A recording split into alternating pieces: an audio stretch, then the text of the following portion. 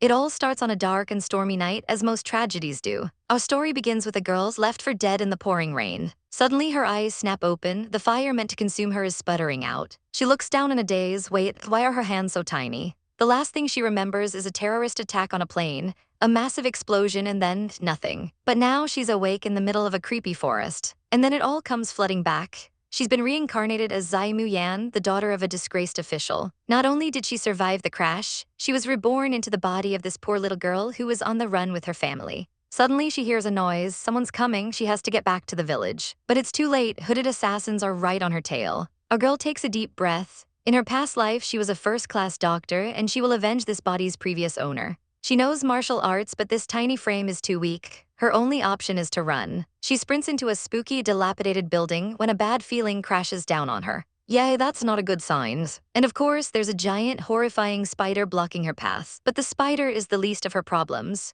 An assassin covered in blood appears behind her, and her entire home is engulfed in flames. She flinches but grabs the nearest weapon she can find. She puts on a brave face, taunting the killer. Scared I'll turn into a ghost and get you. Yeah, he's not impressed. He swings his massive, blood-soaked blade. He scoffs and attacks with a terrifying energy blast. But our little nugget is a genius. She dodges and throws something right in his face. Screw you. A direct hit to the eyes. He drops his weapon, screaming in agony. She smirks. Turns out the whole area is filled with medicinal herbs. All it took was a little bit to create a poison dust to blind him. What a savage. No time to waste celebrating. She's gotta go. She leaps across the rooftops like a pro. But his buddies are right on her tail, and they are not happy. She lands in the village square and freezes in horror. It's a massacre. Just then, a mysterious soldier appears on a magnificent white horse. Is he here to save her or finish the job? Her mind flashes back to a gentler time, dreaming of her mother. In her first life, she was an orphan. In this life, her family is being torn apart all over again. These precious memories are all she has left. She remembers pleading with her mom, let's just run away from here. But her mother gently refused. This was their home, they had nowhere else to go. All they have in this chaotic world is each other. She tries to be strong, putting on a brave face for her little sister. But her mother knows the truth. The men in black will come back to kill them all. The little sister tugs on her mom's sleeve, begging to leave before things get emotional. Our girl agrees it's time to get out of this place. But their mother is worried, saying she's too weak and will just be a burden. Not on our girl's watch. She has a plan and a donkey cart ready to go. She tells her mom and sister to get in, and their escape begins. With a determined look, she urges the donkey forward into the night. But their journey is cut short when a masked man with a blade appears out of nowhere. Our girl tells her mom to wait. She has something to handle. She secretly passes a pouch to another mysterious figure hiding in the woods. He vanishes into the trees as quickly as he appeared. She then points to a passing group on horseback, claiming they are her friends. It's all a chaotic gamble to see if this thief is a complete idiot. The masked man takes the bait and lunges for the travelers. Suddenly, a spear flies right past his head. He barely manages to deflect it, and he is not happy. He grips his dagger, seething with rage. He charges into the woods after the riders. Our girl smirks. This guy really did leave his brain at home. She throws a little something extra his way, and he goes down screaming. The lead soldier scoffs at the weak chicken begging for his life. He pins the man down, but then he sees our girl and is completely stunned.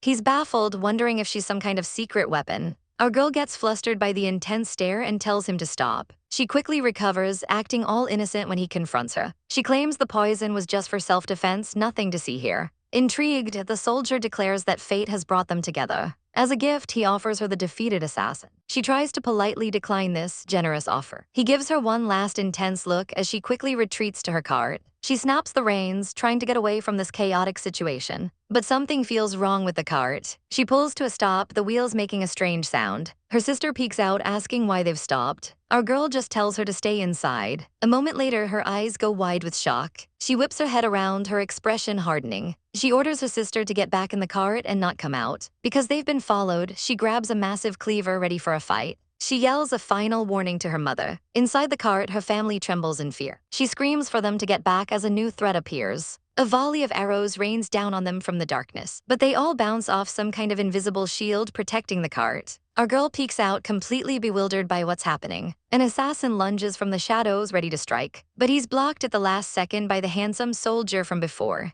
The assassin can't believe his eyes. Our girl is totally impressed by this handsome guard's skills. Not only is he a great fighter, he's also a total smoke show. But her swooning is cut short when an arrow zips right past her face. She whips her head around, completely startled. The arrow thuds into a tree and our girl gets mad. These are the guys who hurt her mom. She needs a plan and fast. A slithering snake gives her a chaotic idea. She snatches it up, grabbing its gallbladder and a poisonous mushroom. She then mixes a nasty little concoction on her cleaver. This tiny menace gets into a fighting stance, ready for battle. She charges forward with the fury of 1,000 suns. The assassins are completely stunned by this little girl running at them. She proudly presents her poison blade as one of the goons already feels the effects. His buddies are just frozen, totally baffled by this turn of events. Just then, the handsome guard returns, but she sassily refuses his help. Suddenly, projectiles fly towards them and he shoves her out of the way. He took an arrow for her, and of course the arrowhead is poisoned. Our girl immediately snaps into action, realizing she has to find an antidote on the fly.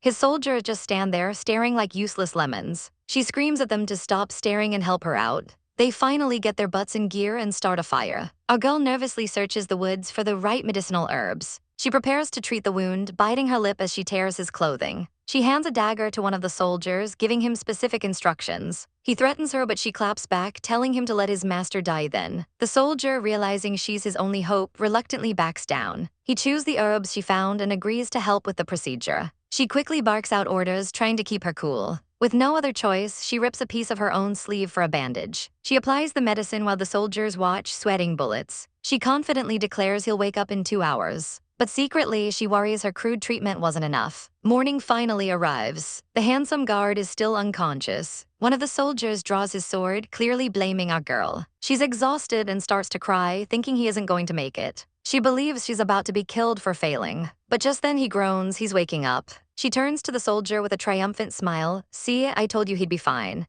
The soldier reports that their original target is dead, meaning their meeting was a total coincidence. Our girl realizes they were just used as scapegoats in someone else's plot. But Mr. Ungrateful's first words are to tell her to move. She's furious after saving his life. The tension is so thick you could cut it with a knife. He tells her to hold it, and she snaps back that he should be the one leaving. Our girl is feeling savage, telling him to rage until he bleeds. He's stunned, asking if she wants to thank him. She just offers him a measly 100 taels. He snatches the money from her guard's hand, and then tells the poor guy to scram. But our heroine isn't done. She picks up some gold bars he dropped earlier, and then she throws them straight into the fire. This girl is pure chaos. She grabs her family and tells them it's time to go. As they ride away, she calls him a brat. He's left wondering who actually saved his life. Suddenly, he coughs up blood. He's more injured than he let on. He clutches a high-ranked badge, so he's someone important after all. Meanwhile, in the carriage, our girl looks at a similar token. She knows she has to face the monsters at the Zai Manor to get justice for her mother. But her mother is weak, telling her to just hide. Our heroine sits in silence, her resolve hardening. Her little sister peeks out, asking if they are really going to find their dad. Our girl's eyes flash with anger. He is not our father anymore. The little one is confused, asking what she should call him then. "Call him Lord Zai," she orders coldly. Her sister trembles, asking why they're going if he treats them so badly. Our girl just pats her head, trying to be reassuring. She admits she doesn't want to go either, but they have no other choice. With a heavy heart, she urges the horse onward. They finally arrive at the gates of the imperial capital. Her sister asks her mother why she's so hesitant to go to the Zai house. But our girl is determined. "Mother, the Zai house owes us and I will get it back." They make their way through the city streets. She tells her mom and sister to wait in the cart. She's going in alone. She takes a deep breath and steps up to the massive estate. The imposing doors of the Zai house loom before her. A man immediately stops her, demanding to know who she is. She smiles sweetly, saying she's here to see her father for a private chat.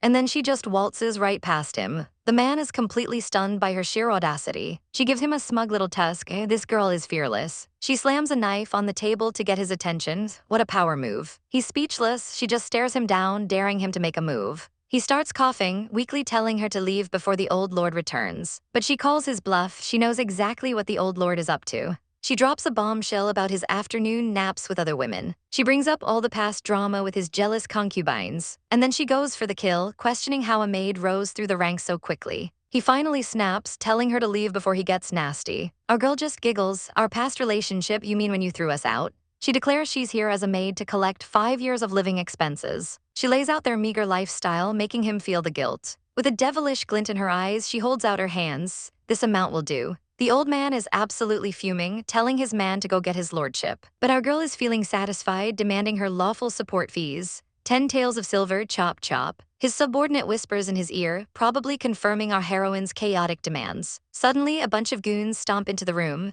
Our girl realizes she might be in trouble. The old man tries to threaten her with his hired muscle, but she is completely unbothered. Still, she knows when to make a tactical retreat, time to bounce. She gets outside, totally annoyed that they didn't just pay up. Spotting a carriage, she tells the poor driver to turn around. And who should be inside but the man she was just cursing? His men all bow, showing just how important this deadbeat is. She doesn't hesitate, whipping the donkey to make a quick getaway. She curses him out as she flees, but then her stomach rumbles at the sight of steamed buns. She brings food back to her sick mother, who weakly takes a bite. But the poor woman just coughs, her illness clearly severe. A girl watches with a heavy heart, vowing to take care of her. She tells her mom to watch her little sister while she goes back out.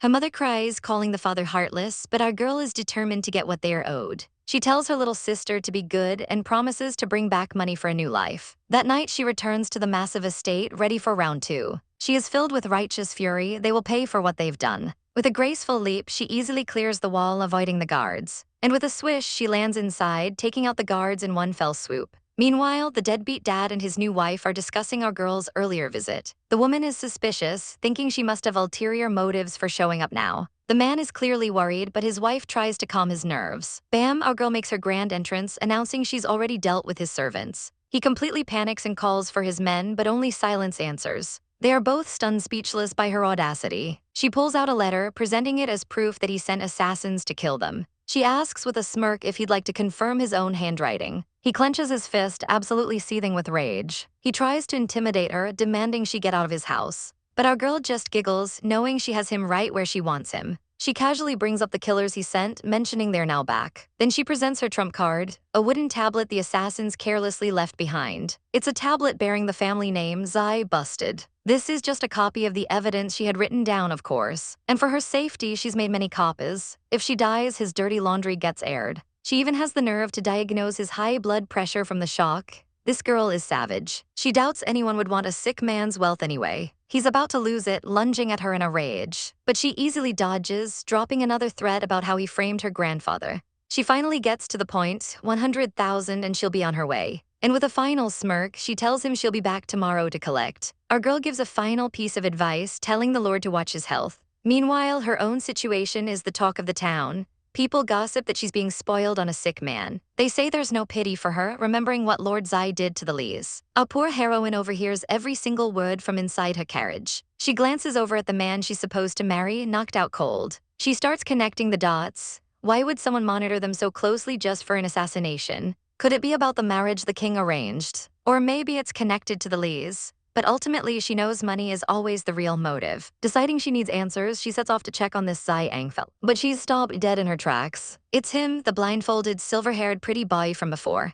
The armed guy who is definitely still injured. She freezes, wondering why on earth he's here. This cannot be a coincidence. She wants nothing to do with this unpredictable man who used her. But as his carriage passes, a chaotic little grin spreads across her face. His subordinate asks if they should stop for a rest, but the man orders them to keep going. Our girl is floored when she hears the guard call him Lord. The realization hits her like a ton of bricks. She just blackmailed a lord. She tries to shake it off and heads to the local medicine shop. Time for phase 2 of her master plan. She pulls out a giant cleaver and a mask. She bursts in like a pro, screaming hijack. But the apothecary is completely unbothered, just grinding his herbs. The disrespect. She hops onto the counter to get their attention. The staff is just confused, and our girl can barely hold in her laughter at the absurdity. Mission accomplished, she makes off with her haul of medicine, exhausted. Now for the next part of the plan, getting past the guards. But they've added more soldiers. She scoffs, thinking they can't stop her. She grabs her supplies and sneaks in anyway. She softly enters the room. Finding her target sound asleep, she can't deny the family resemblance. The thought makes her angry, but then an idea sparks. She's got it. She promptly slaps him awake. He's completely bewildered as she offers him medicine with a smile. Then she whips out a blade, holding it to his throat. Don't move if you want to live. She lays down the law. She's here to save him, but if he betrays her, his schemes will be revealed after her death. She hands him a note, demanding he send silver to a nearby inn or his reputation is toast. With the blackmail delivered, she makes a dramatic rooftop escape. Our girl leaps gracefully across the night sky, but her graceful exit ends with a painful slam as she completely faceplants. Mortified, she looks up and sees someone staring at her from a window. It's the blue-haired dude. Panicking, she tries to play it cool with a quick hello goodbye. But he calls out, stopping her. She nervously asks if he wants to repay his savior. He smirks and says her full name, Zai Muyan. Our girl is shocked he knows who she is. He calls her out for being a chaotic gremlin, jumping between roofs instead of using doors.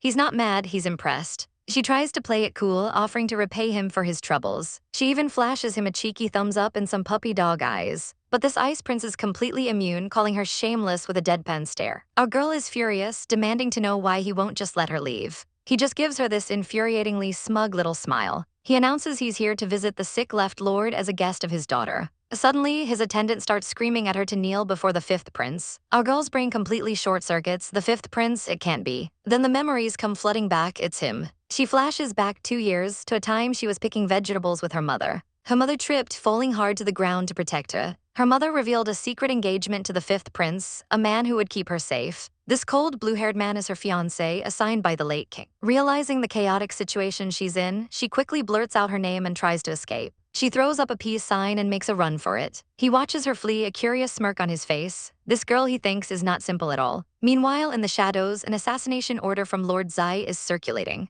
This is the man behind a horrifying massacre that killed 7 people overnight. After the killings, the court officials went into hiding to protect themselves. But Zai's agents are everywhere, killing in secret for their master. His methods are pure evil. He poisons children to turn them into loyal, secret-keeping assassins. For years, he's been ruthlessly climbing the ranks, eliminating anyone in his path. Back with the prince, he calmly dismisses his men. Elsewhere in a tea house, the locals are buzzing with gossip about the 5 lords. They're rehashing a story from 10 years ago about 5 powerful kings. These kings were supposed to guard the imperial mausoleum for life, but the line of succession suddenly changed and no one understands why. These kings are known for being strange, but their power is absolute. One of the men chimes in with more recent news. He talks about their glorious victory on the battlefield. They led the army to a massive win, a huge achievement for the empire. But the emperor's reaction was weird. He met them outside the city gates. The whole reception was incredibly unorthodox and strange. The emperor wasn't angry, he just told the ministers to go home. So bizarre.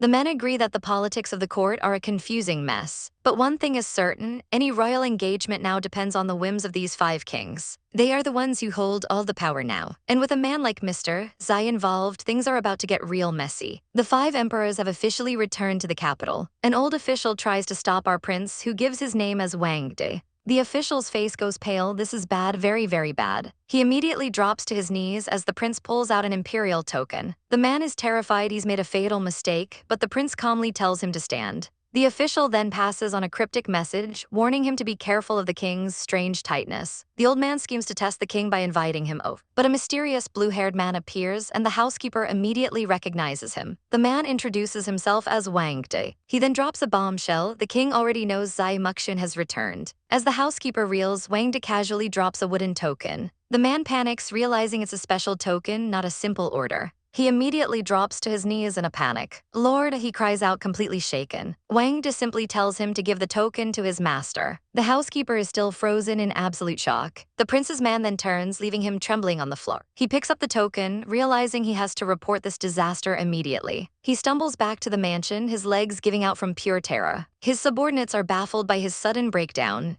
He's so panicked he asks if they can hear the slaves. Finally, he demands to be taken home, while elsewhere, his master is just enjoying a meal. A servant rushes in to announce Wang De is back with important news. Wang De kneels before his master, ready to deliver the bad news. The master dismisses all the serving girls to speak in private. He asks what's wrong, and Wang De reveals the 5th lord already knows everything. He presents the token, admitting he is completely out of ideas. The master's eyes go wide. A secret token, this is bad. He demands to know exactly what the 5th prince said. Wang De reports the prince's chilling message. He knows Zai Muxun is back and will see him another day. The master is confused. Why are all 5 kings so concerned with this one girl? Wang De explains that our girl came to him for 100,000 and his assassination attempt failed. The master realizes she has a powerful background and he is in deep trouble. His face contorts with pure, unadulterated rage. He makes a decision, barking out a single command: get her back. The housekeeper finds our girl in the village, telling her the master wants her to return. She's confused, so he clarifies she's coming back to the Zai mansion, not some random village.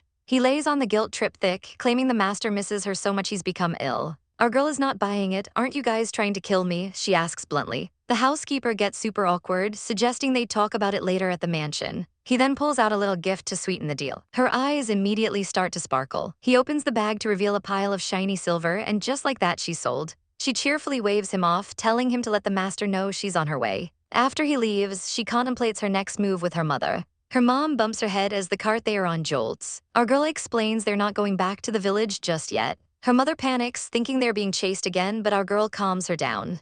She shows her the silver, explaining it's a sign of sincerity from the mansion. She believes that even if it's dangerous, her mother's health might improve in a better environment. Her mother's eyes fill with hope, and our girl promises to remember this life always. Our girl and her mother arrive in a simple carriage. They've returned to the dreaded Zai mansion. After 5 long years, her mother is back in the place that expelled her. She knows her mother is too soft for this, a truly vulnerable woman. A whole welcome party of maids is waiting for them. Our girl is immediately suspicious. This feels more like a trap than a guest reception. Inside, she finds the master of the house looking sickly as ever. Beside him is the first wife and their older daughter Zai Wanrong. The memories come flooding back. This wicked stepsister forced her to eat with dogs and sleep with pigs. But her own mother, a former maid, never dared to fight back. She was always too polite, hoping to win over the family who despised her. Our girl knows the truth. The master and his first wife Zhu grew up together and are incredibly close. He always listened to Zhu's words above all others. Now she sizes up Wanrong, who's old enough to marry. What a waste of a pretty name on such a horrible person. But her mother just stares at the master, completely love-struck and excited.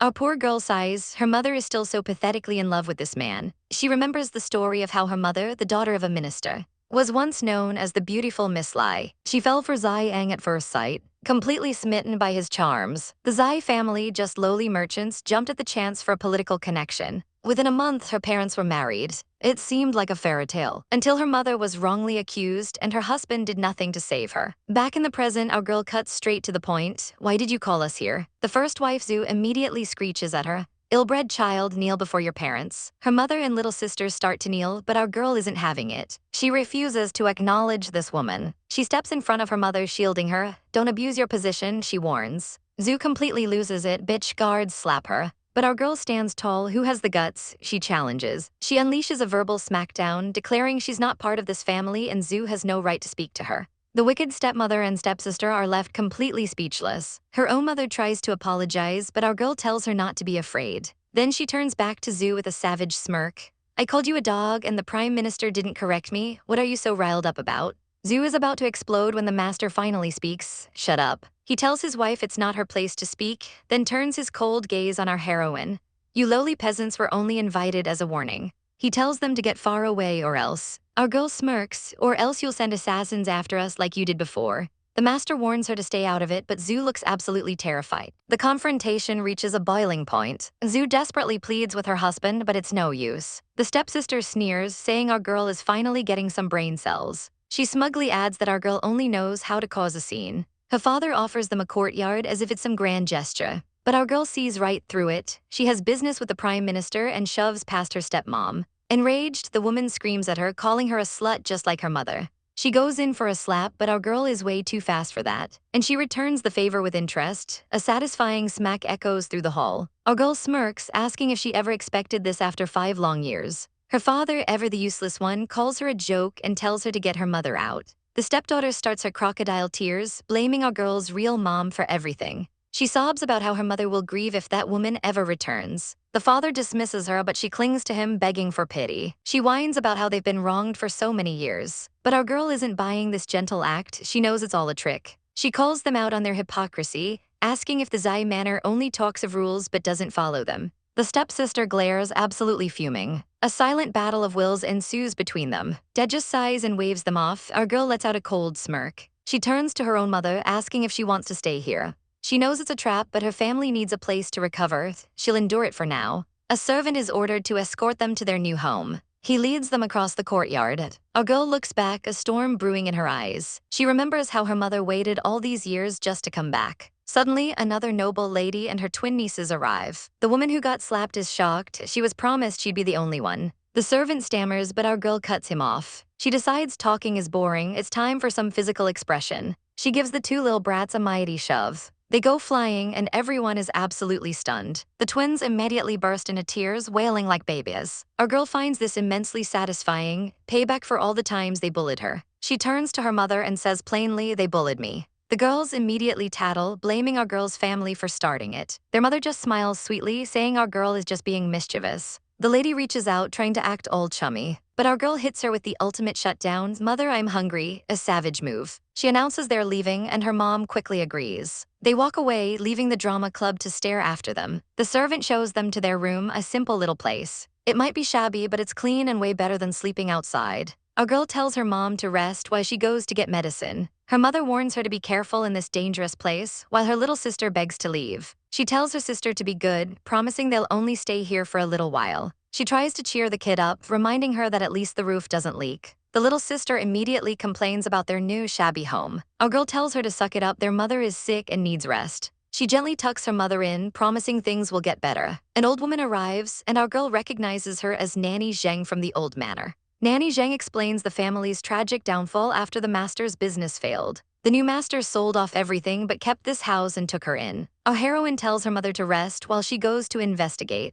She realizes Nanny Zheng has been the closest thing to a grandmother they've ever had. Her mother breaks down, revealing she's too sick and frail to even walk. What follows is a tearful, emotional reunion between the two old friends. Nanny Zheng clutches her hand, asking how much pain she's endured all these years. The mother tries to brush it off, but the tears just won't stop. Nanny Zheng then turns her attention to our grown-up heroine, Mu Yan. She pulls her into a fierce hug, crying about how skinny she's gotten. Then she spots the younger sister, Mu Xin, who's grown so much. It's a family reunion full of tears and warm hugs. Nanny Zheng confesses she's missed them terribly and always worried. She believes the old master is smiling down on them from heaven. For the first time in a long time, the family shares a genuine smile. Our girl promises her little sister that from now on, they will always be happy. But inside, she's absolutely seething about the scumbag who ruined them. She silently vows to make the Zhu family pay for every single thing they did. Suddenly, Nanny Zheng remembers something important and beckons them over. She introduces two new maids, Bai Mei and Bai Feng, assigned to help them.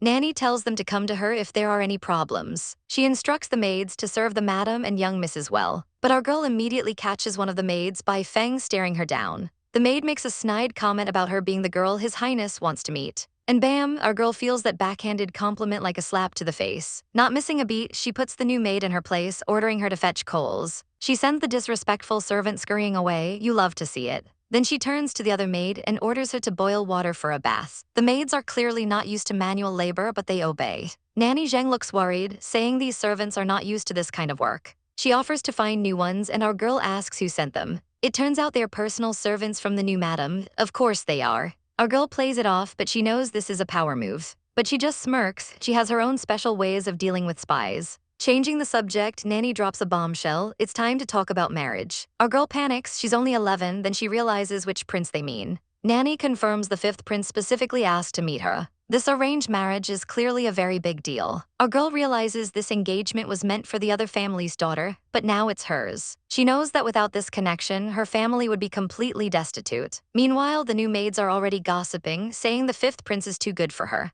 The maids gossip about the new plan, knowing it's going to be troublesome. They have to keep their eyes peeled and watch the chaos unfold. Meanwhile, at the imperial palace, a party is in full swing. Music plays as the royals get absolutely sloshed. The third prince, Mujiashu, raises a glass for a toast. But not everyone is in a partying mood. The old man looks furious, while our blue-haired mystery man is completely unbothered. The third prince suddenly grabs a woman, offering her to his fifth brother like a piece of meat. He cackles, thinking this is a hilarious prank. The emperor finally steps in, telling his son he's drunk and needs to go home. But the first prince ever, the snake, tells his father to let the man have his fun. And that's when our blue-haired prince gives a devilish little sneer. He stands up, claiming he's not feeling well and needs to leave. Then he drops the most savage line, saying they can keep the unwanted women for themselves. The other royals are absolutely stunned by his audacity. The emperor tries to save face, offering to send an escort. But our boy just brushes him off and walks away like an absolute king. The woman is shocked and the third prince is seething with rage. The other brothers immediately start complaining about how arrogant he is. The emperor is so mad he literally crushes his cup. He can't believe the nerve of the fifth prince, even after he just did the kingdom a huge favor. He complains that he only summoned him back because the ministers begged him to. The first prince adds fuel to the fire, telling the emperor he's too soft. But privately, he thinks the fifth prince is a dead man walking. On the other side of the palace, the fifth prince is already leaving. He thinks of his good brothers and promises they'll get what's coming to them. An attendant is already waiting for him with a horse. As he prepares to ride, he feels sick just thinking about his trash family. He knows they'll make him pay sooner or later if he stays. He asks his attendant for a status update. The people are already in place at Zai's mansion. The master plan is proceeding perfectly. He mounts his horse, a small smile on his face as he thinks of someone special. Oh yes, he really misses his little girl. He gives one last, chilling order, bring Zai Muyan to him tonight. He knows who the killer is and it's time to make a move. That night inside Zai's mansion, a girl is having a heart-to-heart with her mom, but her mother suddenly grabs her hand full of concern. She's noticed a change in her daughter's personality and she's worried. But our girl reassures her, vowing that their days of being bullied are over. She has a fire in her eyes, declaring that being a coward won't save them. She tells her weeping mother that the man who abandoned them doesn't deserve to be called her father. Her mother cries, unable to believe her husband would cast them aside so easily. Our girl gently tells her to rest, tucking her into bed. For the first time in years, her mother can finally sleep peacefully, and our heroine looks on with fierce determination. But just as the night settles, a servant arrives with a message. The fifth prince has sent someone for her. Our girl is startled awake by a servant. The fifth prince has summoned her at this ungodly hour. The servant confirms the prince's man is waiting outside. Her mind immediately goes to the worst-case scenario, an ambush.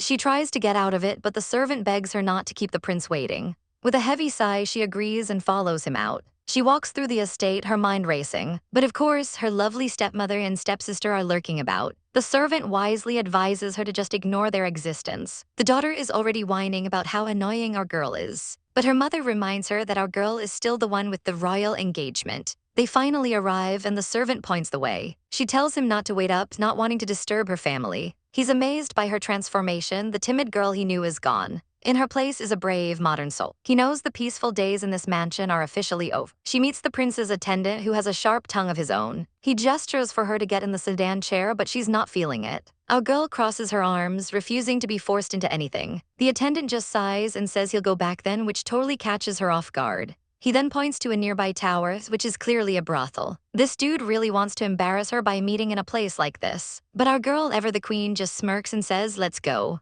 The attendant is shocked but leads the way. They get into the chair and arrive shortly after. The attendant stops her for a moment before they enter. She steps into the fuging house, and yep, it's a high-class brothel. The overwhelming scent of incense and perfume makes her want to gag. The attendant tells her to turn around and she sees it. The fifth prince is lounging in bed while another woman plays music for him. He's telling the woman he's going to nap, completely ignoring our girl's arrival. So she just barges in, sarcastically apologizing for interrupting the wrong person. The woman stops her, asking if she's Miss Zai. The prince finally stirs, and our girl gets a full view of his shirtless glory, making her blush. The woman, cute, hands her a dress and says she'll leave his highness to her. Our girl is stunned by his flawless skin, expecting a scarred martial artist. She tosses his clothes at him, calling him disabled, and he's not amused by this difficult fiancé. He gets dressed, and she can't help but admire how handsome he is. But then she gets down to business, telling him the wedding date doesn't count. He says it's already been decided, but she declares, "I don't agree." She plays her final card. The edict was for the daughter of the first lady, not her. But the prince is completely unfazed. "I say you are, then you are," he says with chilling finality. He makes it clear that her opinion doesn't matter. Our girl is fuming, warning him not to push her too far. He just responds with a smug, infuriating sneer. Then he walks right up to her, looks her in the eye, and pinches her cheek. The prince smirks, thinking he has the upper hand, but our girl just bursts out laughing. She sarcastically asks if this is how a prince thanks his benefactor. He tells her he's not interested in her sarcasm and that her schemes have failed. Our girl's patience is wearing thin. If she doesn't leave now, she might do something she regrets. She agrees to stay, but with a savage comeback, tells him that he can leave. The prince finds this absolutely hilarious, but she is not amused. He suddenly gets way too close, teasing her about being afraid. He grabs her wrist, mentioning that Minister Lee's efforts to protect her won't be wasted. Our girl is completely stunned. Minister Lee is her grandfather. She demands to know what he's talking about. But before he can answer, a servant enters the room. The prince simply orders the man to escort her back to the manor. As she leaves, he calls her a cute brat, promising they'll meet again very soon. The guard assigned to her is as silent as a block of wood. She thinks he's a bore, but admits he's skilled. Suddenly, she remembers the letter and decides to just snatch it. But he dodges her attack like it's nothing. He effortlessly catches her fist. The power gap between them is huge. Our girl realizes snatching it is a no-go. Her modern body is too weak. The guard begs her to stop making things difficult for him. She pouts, but then sees the locked gate. She realizes the prince set her up to ruin her reputation. So she turns on the charm, asking the guard for a little favor. She even promises to return the favor in the future. It's a full-on sparkle attack. The stoic guard is completely overwhelmed. He actually surrenders and just leaps over the wall to get away from her. Our girl is impressed by his speed. She yawns just as a massive thunderclap echoes outside. A maid is shocked to see her, but our girl shoots her a death glare for abandoning her post. The servants are terrified, knowing they are about to be punished. They stammer that they were just following orders from the higher-ups, and our girl knows exactly who that is. The mastermind behind this whole scheme, it's none other than Miss Zhu. Meanwhile, Miss Zhu is already grooming her own daughter for the fifth prince. She tells her daughter any normal man would choose her over that bean sprout, Zai Muyan. How could a simple country girl possibly compare to her perfect daughter? Her daughter Wen Rong plays coy but is absolutely eating up the praise. Miss Zhu's plan was simple and savage: frame our girl as a common thief. With her reputation in tatters, the fifth prince would have no choice but to choose Wen Rong. Suddenly a storm rolls in and Wen Rong is terrified of the thunder. Her mother praises her for getting better at pretending to be weak and innocent. Wen Rong suddenly asks where her father is as the storm rages on. She can't sleep and finds her mother comforting her little sister. Her mom drops a bombshell: Dad is sleeping with another woman. Realizing her mother's precarious status, Wen Rong vows to climb the social ladder for her. Just then, a servant girl named Yang Shu shows up unexpectedly. Miss Zhu immediately berates another maid for being too loud. She tells the poor girl she should admit her mistakes and beg for forgiveness. The terrified servant quickly rushes off to do as she's told. She drops to her knees, begging for forgiveness for her carelessness. Miss Zhu coldly orders her to take the young master to bed immediately.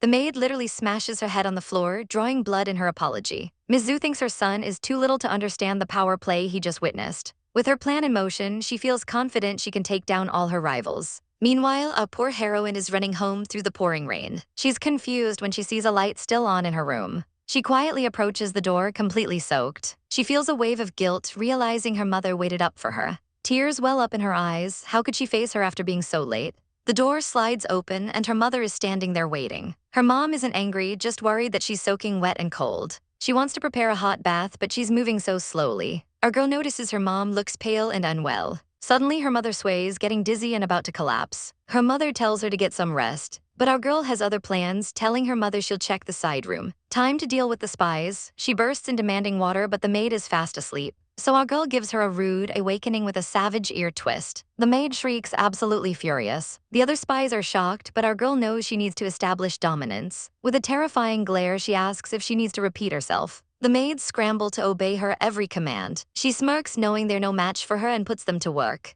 Later that night, her mother worries about her, but our girl just wants to read a book. She sits by candlelight trying to pass the time. But suddenly she feels dizzy, the words twisting on the page. She dismisses the maid and decides to take a relaxing bath. It's been so long and she's just so tired. She wakes up in bed with a splitting headache. Her little sister Muzin is there, relieved she's finally awake. Our girl tries to speak, but her voice is gone. Her mother explains she's had a high fever and the doctor has already been. Her throat hurts so much she can barely make a sound. She weakly asks for some water and her mother rushes to get it. The teapot is poured with care, but her little sister asks if she can give it to her instead. Her mother agrees, handing over the cup. Muzin gives her the water and our girl is touched by how much they worried. Her mother and sister watch her with loving eyes. She drinks it all down and then lets out a hilariously loud burp. The whole room erupts in laughter. Mortified, she quickly changes the subject, remembering some herbs she planted. She explains they can be used for medicine and asks her mother to pick one for her. Her mom just smiles, calling her a little prankster, but she happily agrees to go get them for her daughter. Mom is back and radiating main wife energy. That concubine doesn't stand a chance. But our girl knows those two maids are total snakes and will bully her mom. She needs a plan, so she heads outside to find some special herbs. Her little sister finds the right one and mom is impressed by her knowledge. The little one gets right to work, grinding and brewing the medicine. She presents the concoction to our sick heroine, who is not a fan of the taste. The little sister insists she's better now, but our girl isn't buying it. She argues that she can't take medicine if her fever is gone. But her sister sees right through the lie. You're just afraid of how bitter it is. Mom steps in, gently ending the sibling squabble. She even cools the medicine for her and our girl's heart melts a little. But it's still disgustingly bitter. Luckily, her sister comes to the rescue with some candy. And where did she get it? She stole it from the maids. Absolute savage. Mom is about to lecture them on stealing when a knock interrupts. The little one just complains that the maids are hateful anyway. Mom insists stealing is wrong, but our girl thinks she's just too kind. So she rebrands the crime. It's not stealing, it's just forceful borrowing. Mom can't help but laugh at her daughter's chaotic logic. And now the little one wants in on the fun family moment. But of course, the villainous Zai Wanrong has to ruin everything, storming in with her minions. She immediately starts screaming about how they need to learn some manners. Mom only hears one thing: the master is sick. She's instantly worried. Our girl warns her not to fall for it. This woman is just here to start a fight. The villainess then goes on a tirade, dropping insults left and right. Our heroine has heard enough of this garbage. And slap, the villainess is absolutely floored by the audacity. Utterly humiliated, she turns and stomps away in a rage. Her two little maids look back, completely terrified. Our girl gives them a death glare that promises they are next. They wisely retreat. The little sister is thrilled that they drove off the mean lady.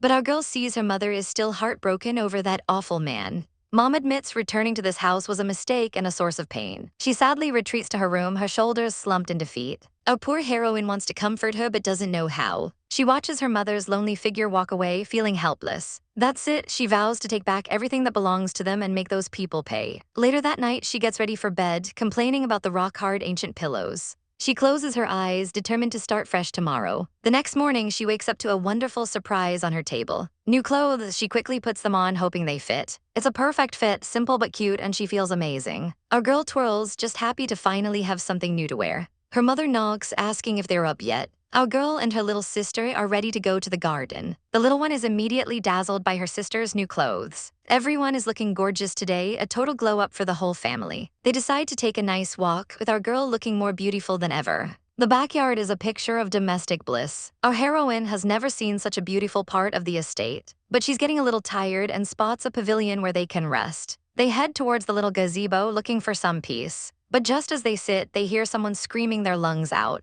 Oh great, it's Mrs. Zhang, and she's complaining to the Lord. She's playing the victim card, crying about how her children are so frail. And of course, she blames our girl, calling her a bad omen. Her bratty daughter joins in on the crocodile tears. Our girl is disgusted by these despicable words. Her little sister asks why everyone is being so mean. Muyan tells her family to stay put, she'll be right back. She tells her mother that this is just too much to ignore. She follows the voices, furious at what they're plotting. The other sisters are piling on, telling the Lord to protect them from our girl's family. They even claim our heroine makes her own father's health worse. Madame Zhang smirks, blaming everything on Muyan. Our girl is about to explode. This is absolute bullsh*t. She quickly returns to her mother and sister. She decides to send her little sister away first to protect her from this drama. Little Xin wants to stay and check if they have any good stuff. What a chaotic child. But her mother agrees and sends the little one off. With the kid gone, our girl turns around ready for business. It's time for the adults to talk. She and her mother stand together, united. It's time to pay these liars a little visit. They walk resolutely towards the room. Inside, the wailing continues, with Madame Zhang calling them the bane of the family.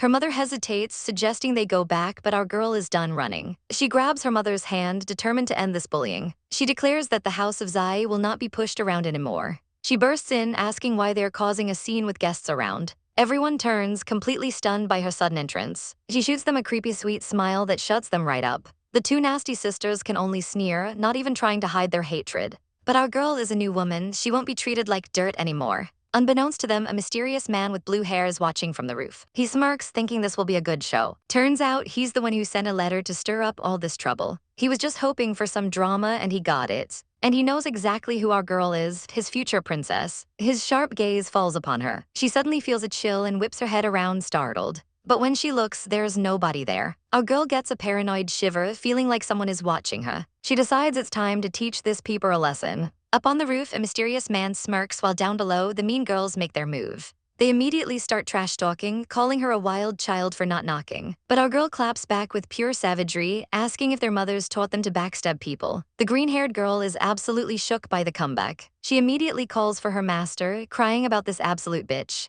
Her master arrives, and she quickly dodges behind him for protection. He glares at our heroine and tells her to scram. And then the girl pulls the oldest trick in the book, faking a fall and crying for her master. Our girl is not impressed. She can see this two-faced act from a mile away. The girl quickly grabs her mother to make a tactical retreat, but not before giving a final glare. Our heroine just smirks, knowing this scheming duo is all talk. The mother warns her daughter not to make a scene because father is in a bad mood. The daughter quickly agrees, trying to de-escalate the situation. With one last resentful look, they leave. Our girl knows this is just the beginning. She realizes the original owner must have been special to her father for him to tolerate this. Then she starts blushing, remembering a certain incident in Miss Q's room. She tries to shake the thoughts away, but her father is already looking over. Suddenly, his eyes go wide. He spotted the man on the roof. It's the fifth prince. The prince just gives a cool smile and casually strolls away. The other women are completely confused, the fifth prince. But the moment they see him, they're absolutely captivated by his ethereal beauty. The mother-daughter duo immediately switches to good girl mode, trying to look their best. But the prince only has eyes for our girl, who is silently begging him to stop staring.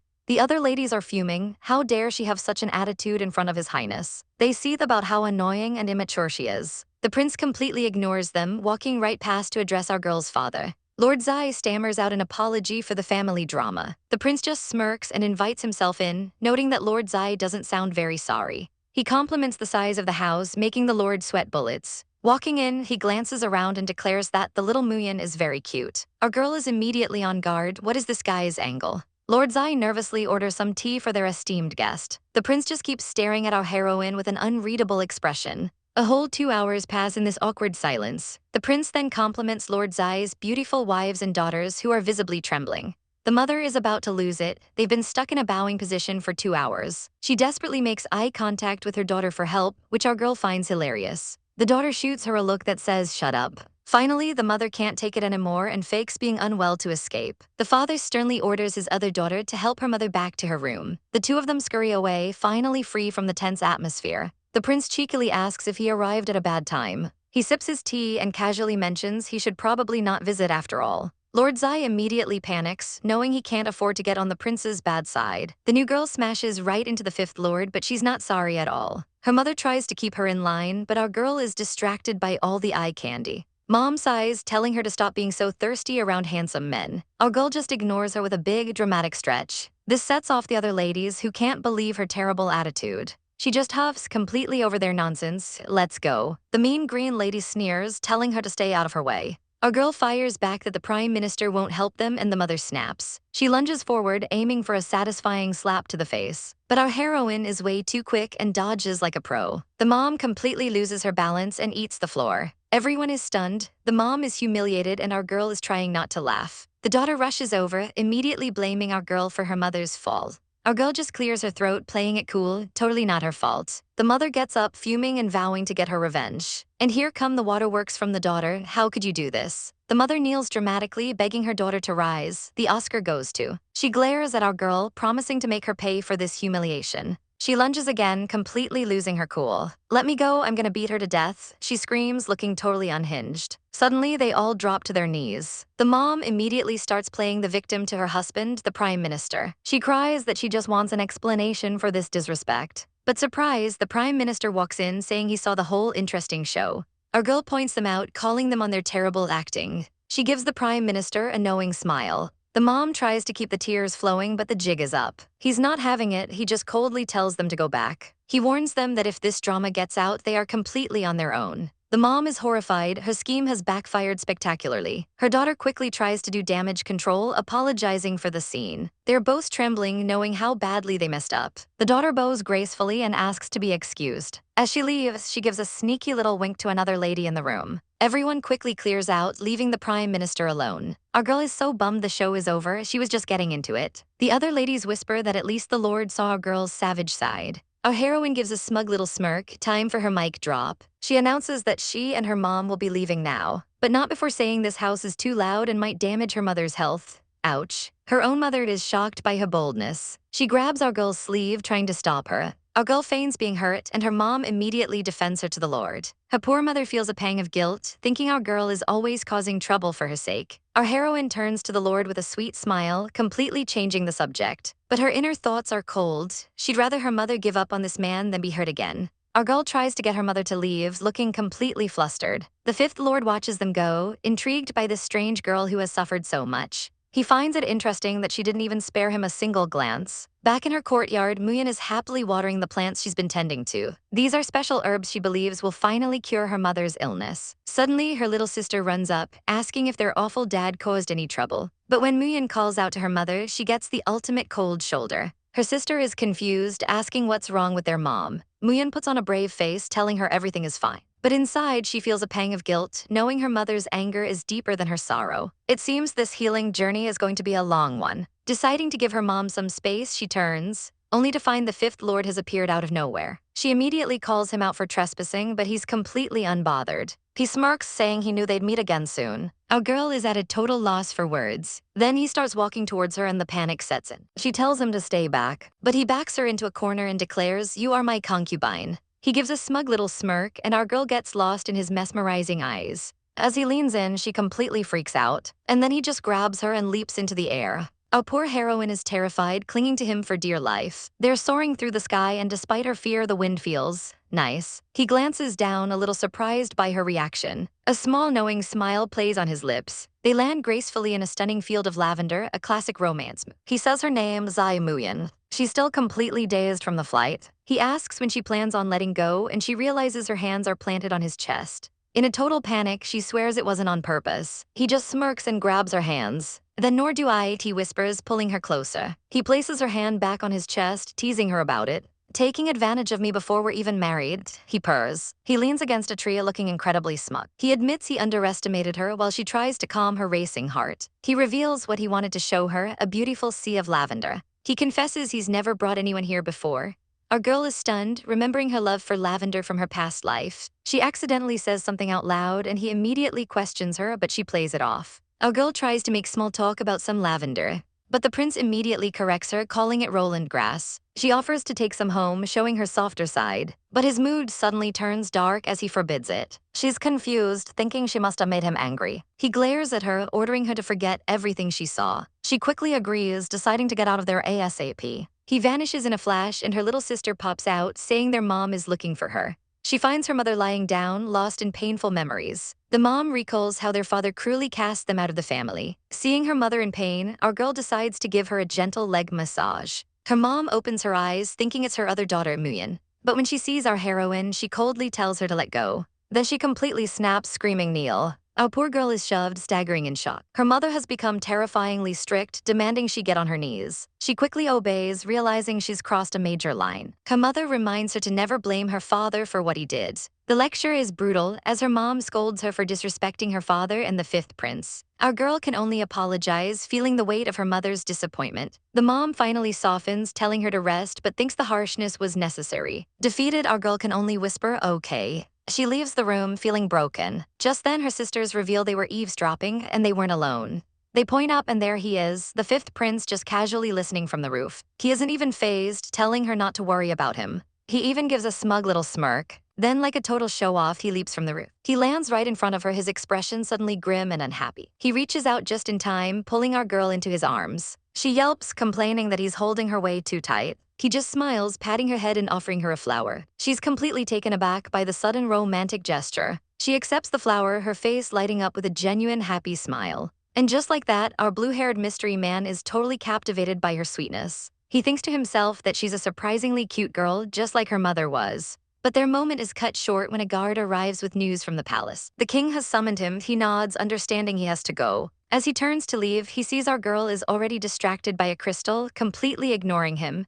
The absolute salt is radiating off this man. He makes a dramatic exit, leaping over the wall like a chaotic ninja. Meanwhile, our heroine is admiring the flower he gave her, thinking maybe he isn't so bad after all. She happily runs inside to put it in a vase. But just a few days later, her heart sinks as she sees the flower has withered and died. She sighs, but at least the last few days have been quiet. The girls who tried to frame her have recovered. Their little trick to make her look like a jinx backfired spectacularly, and they were the ones who got humiliated. But the peace is short-lived. She notices her new maids are spying on her. She tells her mother to rest, but she knows this isn't over. This quiet feels like the calm before a massive storm, and she knows the Zai mansion is filled with traps. So she gets up at the crack of dawn to train her new body. She feels great, but this body is way weaker than she thought. She hasn't even recovered 10% of her strength. She suddenly realizes how late it is and panics. She rushes back to her room before anyone can notice she was gone. She knows her body still needs time to recover and hopes nothing crazy happens before she's ready. As she passes her sister's room, she overhears the maids gossiping. They're talking about the queen's upcoming birthday banquet. The maids are practically drooling over all the handsome princes and young lords who will be attending.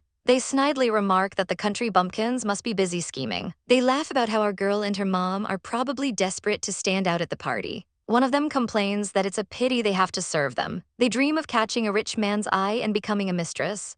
Our girl is disgusted by their trashy ambitions. They call her friend Liu Liu a lucky bitch, and that's the last straw. Our girl is fuming. How dare they call her a country bumpkin? It's time to teach these servants a lesson. She slips back into bed, pretending she just woke up. She yells for them to come in, but makes them wait outside for a full 15 minutes. When they finally enter, she glares at them and asks what took so long. Then, with a sly smile, she asks a very simple question. What should you do if your guest is going to take a bath? The maids are shocked. A bath in the morning? That's not proper, but our girl just smirks. Oh, she's about to make their lives a living hell. The maids are getting suspicious, but our girl immediately puts them in their place. They just stand there completely useless. She knows exactly how to handle these clowns. She gets up, mentioning the left minister is having a birthday feast, a party she apparently won't be involved in. She dangles a little bribe, serve her well, and they can go to the feast. It works like a charm, and they scurry off to get ready. But hold on, there's a creeper in the rafters. Of course, it's the fifth prince looking way too amused. She freezes, wondering why this chaotic man loves her ceiling so much.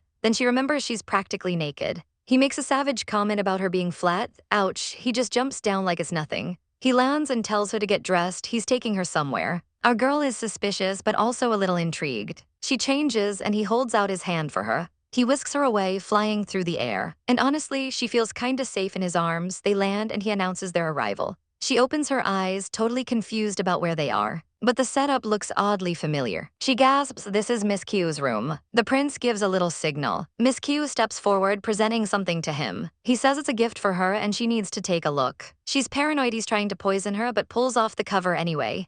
Underneath is a stunningly beautiful skirt. She's completely flustered. Why would this demonic prince give her clothes? The silence gets super awkward, so she tries to leave. But he grabs her hand, telling her to wait. He scoops her up again and flies her back. Her face feels so warm, this is getting intense. He drops her off, but a servant immediately runs up. The master is urgently summoning her for some reason. Our girl is so over it. What's more urgent than paying her back her money? She plants herself in a chair and refuses to move. The poor servant has to run and get the big boss himself. And here comes her father, already screaming. He calls her a disgraceful creature who only cares about money.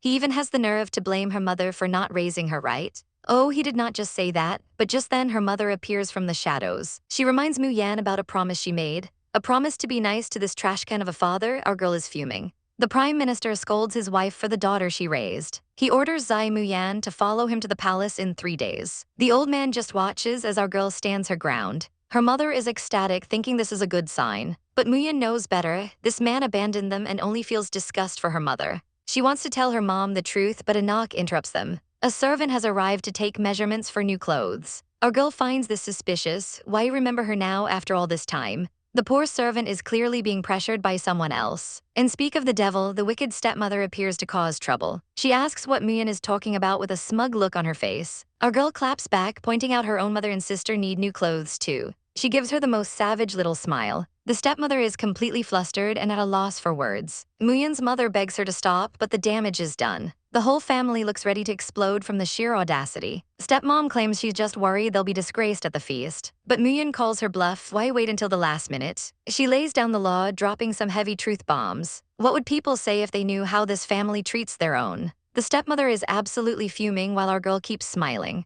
Oh, the sweet, sweet irony of the villain getting outplayed. She tries to threaten Muyan, saying her father will be angry, and that her life will be a living nightmare when she returns. Then she suddenly remembers something and calls for her maid. The two of them storm off in a huff, but our girl isn't scared. Her life is already difficult. In fact, she finds this whole chaotic mess incredibly exciting. 3 days later, her mother comes to wake her up. She reminds her about the trip to the palace but gets no response. Worried, she decides to enter the room herself. But when she opens the door, she's met with a shocking sight. It's not her daughter but the other sister who asks, Muyan, what are you doing here? Her mother suddenly appears, wondering where she's been so early. Then she gets a chaotic idea, a full makeover for our poor girl. Her sister hears the screaming but just rolls over and goes back to sleep. So supportive. And just like that, Mom has her all dolled up and looking in the mirror. Our girl complains she has to wear this until tonight, but her mother is just so proud. She makes her grand entrance, walking through the palace corridors. Outside, the carriages are waiting. But of course, her snake of a sister is there to greet her master. And she immediately starts laying into our girl for making everyone wait. Their father shuts it down, but our heroine just smiles unbothered. The sister is forced to ride in the same carriage, seething and calling her a white lotus. She begrudgingly gets into the carriage first. She's already spiraling, furious that our girl looks so good in the clothes she gave her. She just wants this horrible carriage ride to be over already. Finally, Lord Zai's party arrives at the massive palace gates. As they walk in, her sister calls her a country bumpkin for the millionth time. Suddenly, our girl spots a garden full of rare, priceless herbs. Without a second thought, she whips out a knife and starts harvesting. A girl's gotta get paid. She sits in a tree, casually wondering when the feast starts. Hearing people approaching, she quickly shoves her loot into her sleeves. The other ladies are just gossiping about seeing the fifth prince. Our girl scoffs, realizing bimbos are a constant across time and space. Inside, the feast begins and everyone bows to the empress. The emperor gives them permission to be seated. Our girl sits down next to her lovely sister. She's immediately bored out of her mind and starts peeling an orange. The sister is completely disgusted by her chomping. She just can't handle this unladylike eating. She tries to get her attention, nagging her for being an unruly country bumpkin. But our girl claps back with pure savagery. Why should I care? I'm just here to eat. She tells her if she has a problem, she should have told their dad not to bring her along. Mic drop. The sister is fuming but has to admit her dress looks good on her. Meanwhile, other ladies at the feast are starting to notice her. The gossip starts flying as they realize she's the rumored second daughter who just came back. Our girl knows everyone is staring at her now, and she just sits there smiling like the queen she is, soaking it all in.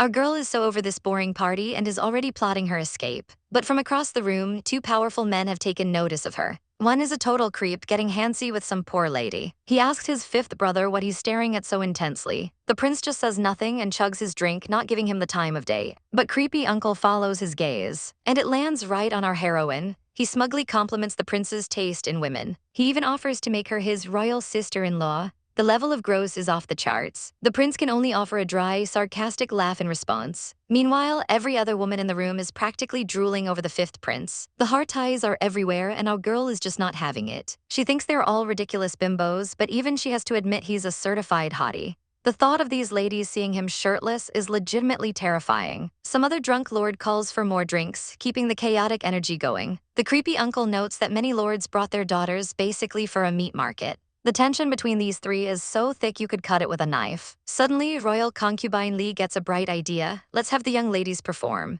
She's a favorite of the emperor but can't be empress, so she loves to stir the pot. One lord immediately jumps at the chance, pushing his own daughter forward. He's shamelessly trying to get his daughter noticed by the royals. The girl stands ready for her big moment. She puts on a big show of being humble before the emperor. Our girl immediately connects the dots. So asterisk that's asterisk why this girl was practicing so hard. The performer gives a special bow to the fifth prince. She begins her dance, a flurry of elegant movements and music. She glides across the floor like a butterfly, and honestly, it's pretty impressive. The crowd goes wild. Even the old men are impressed, but our heroine is more focused on the snacks, priorities. The dance ends to a round of applause. The emperor himself calls her performance wonderful. But just when you think it's over, she pulls a fast one.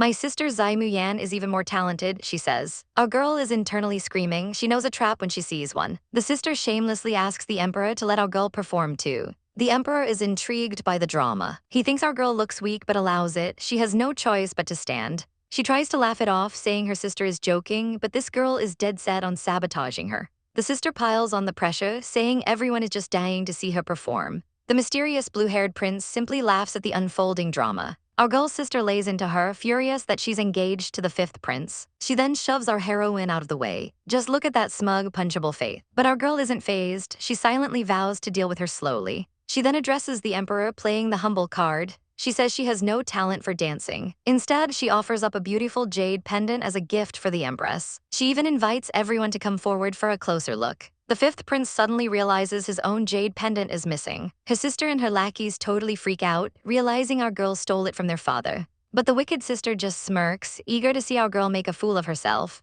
She loudly tells her to stop wasting time and get on with the performance. So our girl turns to the royal table. She sweetly asks if she can borrow a teacup. Both princes are completely stunned by the request. The purple-haired one stammers, asking if she's talking to him. She says yes, but she's talking to the block of ice next to him. The blue-haired prince is not amused by his new nickname. He internally rages, but the other prince happily offers his cup. She receives the cup from the cheerful prince. Our girl thanks him politely while Prince Grumpy seethes in the background. She places the cup on the table, setting up for her performance. She announces she'll hide the jade under one of the cups. Her sister immediately starts mocking her for playing a common gambler's trick. But our girl claps back with a savage burn, asking how her sister knows so much about gambling. The sister is completely flustered, trying to explain herself to the confused emperor. Even the royals have no idea what this game is. The crowd guesses wildly as our girl prepares for the big reveal. She lifts the cups one by one, but the jade pendant is gone. The emperor is furious. Everyone is confused, but this was all part of her plan. She kneels and presents her magic trick as a gift to the empress. The empress looks at her own teacup, which has mysteriously been turned upside down. The entire court holds its breath. This is impossible. She lifts the cup and there it is. The emperor and empress are absolutely speechless, their minds completely blown. The crowd erupts into applause and congratulations. The empress bestows our girl with lavish gifts for her performance. But the other ladies are absolutely seething with rage. She asks the eunuch to deliver her rewards, but is stopped by Prime Minister Xiang. He demands his jade pendant back, but she claps back with some serious sass. He suddenly calls her his good daughter, and she internally weighs the pros and cons of this deal.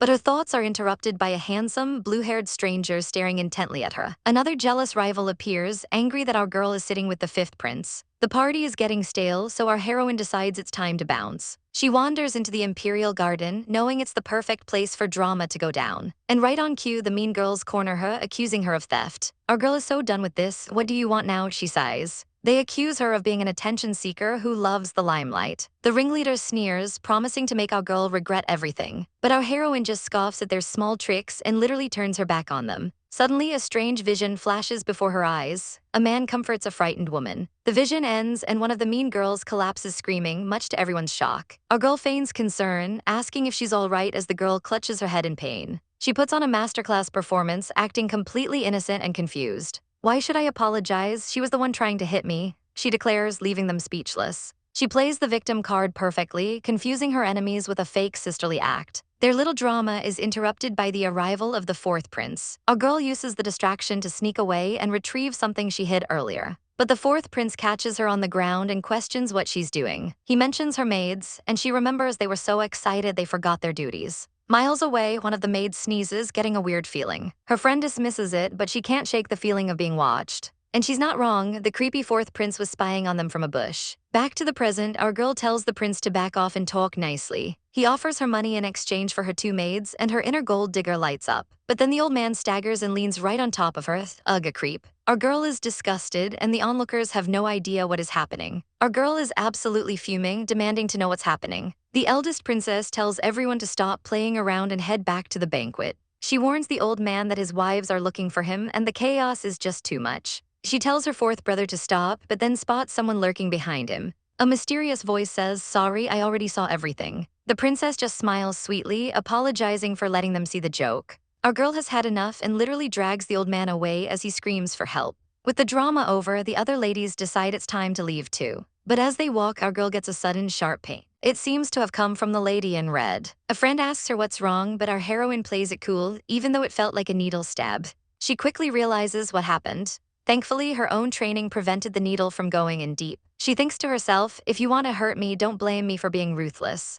This needle, she knows, can't be removed without a knife or a magnet, cursing the attacker to a life of pain. Suddenly, a voice calls her ruthless for her age. It's the fifth prince just chilling in a tree, and his intense stare is making her super uncomfortable. He jumps down, immediately asking why she isn't wearing the clothes he gave her. Our girl is completely flustered, wondering what's wrong with her current outfit. She snaps back that just because he gave her clothes doesn't mean she has to wear them. Besides, if she had, all the other jealous ladies at the banquet would have torn her to shreds. She tries to lighten the mood with a joke, but it falls completely flat. He gets right in her face, demanding to know why she didn't fight back when she was being bullied. His face is so red. Our girl has never seen this side of him and is totally confused by his weird possessiveness. She's over this conversation and politely excuses herself from the banquet. She just needs to get away from his intense, dumb questions. But of course, he immediately catches up to her. Just then, her attendant finds her, looking absolutely furious. The attendant is already planning a punishment for our girl later. She was afraid our heroine was off somewhere with the fifth prince, but is relieved to see she came from a different direction. She figures our girl isn't stupid enough to be seen alone with him. Finally, our heroine makes it back to her carriage where her mother is waiting anxiously. Her mother asks if everything went okay at the palace. She tells her tired daughter to go take a bath and rest, but our girl is just worried about her mother's weak health. Our girl knows she totally stole the spotlight at the banquet. Her sisters are practically steaming, but she'll play nice for now. The next day, a eunuch from the palace arrives with a very loud announcement. And he's not empty-handed, he's brought chests upon chests to the mansion. Our heroine is barely awake when he greets her with a massive, suspiciously cheerful smile. Turns out he's here with a reward from His Highness himself. He dramatically opens one of the chests to reveal its contents, and it is filled to the absolute brim with solid gold. Our girl's eyes practically turn into dollar signs. She immediately grabs a piece just to make sure it's real.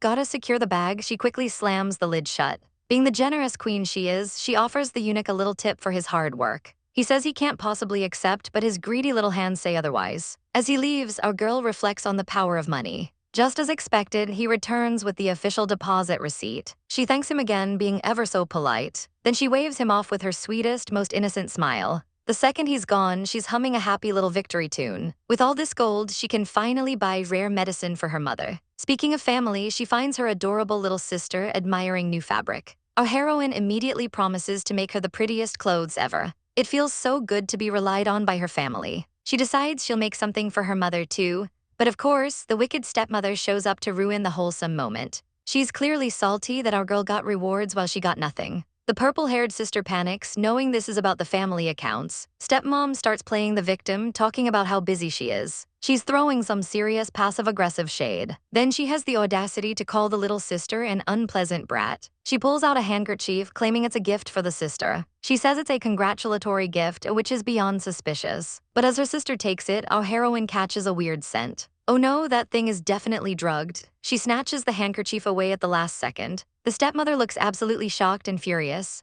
The wicked sister-in-law throws a poisoned handkerchief, but the calm and collected Zai Muyan intercepts the attack. The villainous fumes, vowing to remember this humiliation. Our girl tries to explain to her mother, but Muyan collapses, playing the perfect victim. Her hands are suddenly covered in a nasty, itchy rash. The mother is frantic and our heroine feels terrible, but Muyan just smiles, saying she knows the cure. She knew the handkerchief was poisoned the whole time, sending a maid for the antidote. The maid brings a simple bowl of water and our girl watches, completely confused. Muyan dips her hands into the bowl, and like magic, the rash is gone. It was all a setup to expose the villain's plot. Speaking of the villain, her plan completely backfired, leaving her own face a hideous mess. Her mother is disgusted. "You failed and you look embarrassing." Savage. Wanrong is furious, her plan was ruined. Her mom roasts her for not even bringing an antidote. The wicked duo schemes on what to do next. Back in her room, our girl is feeling pretty good. She's laughing, so happy she taught that bully a lesson. But her celebration is cut short when the icy blue-haired prince appears out of nowhere. She freaks out, pointing at him. "Why are you here?"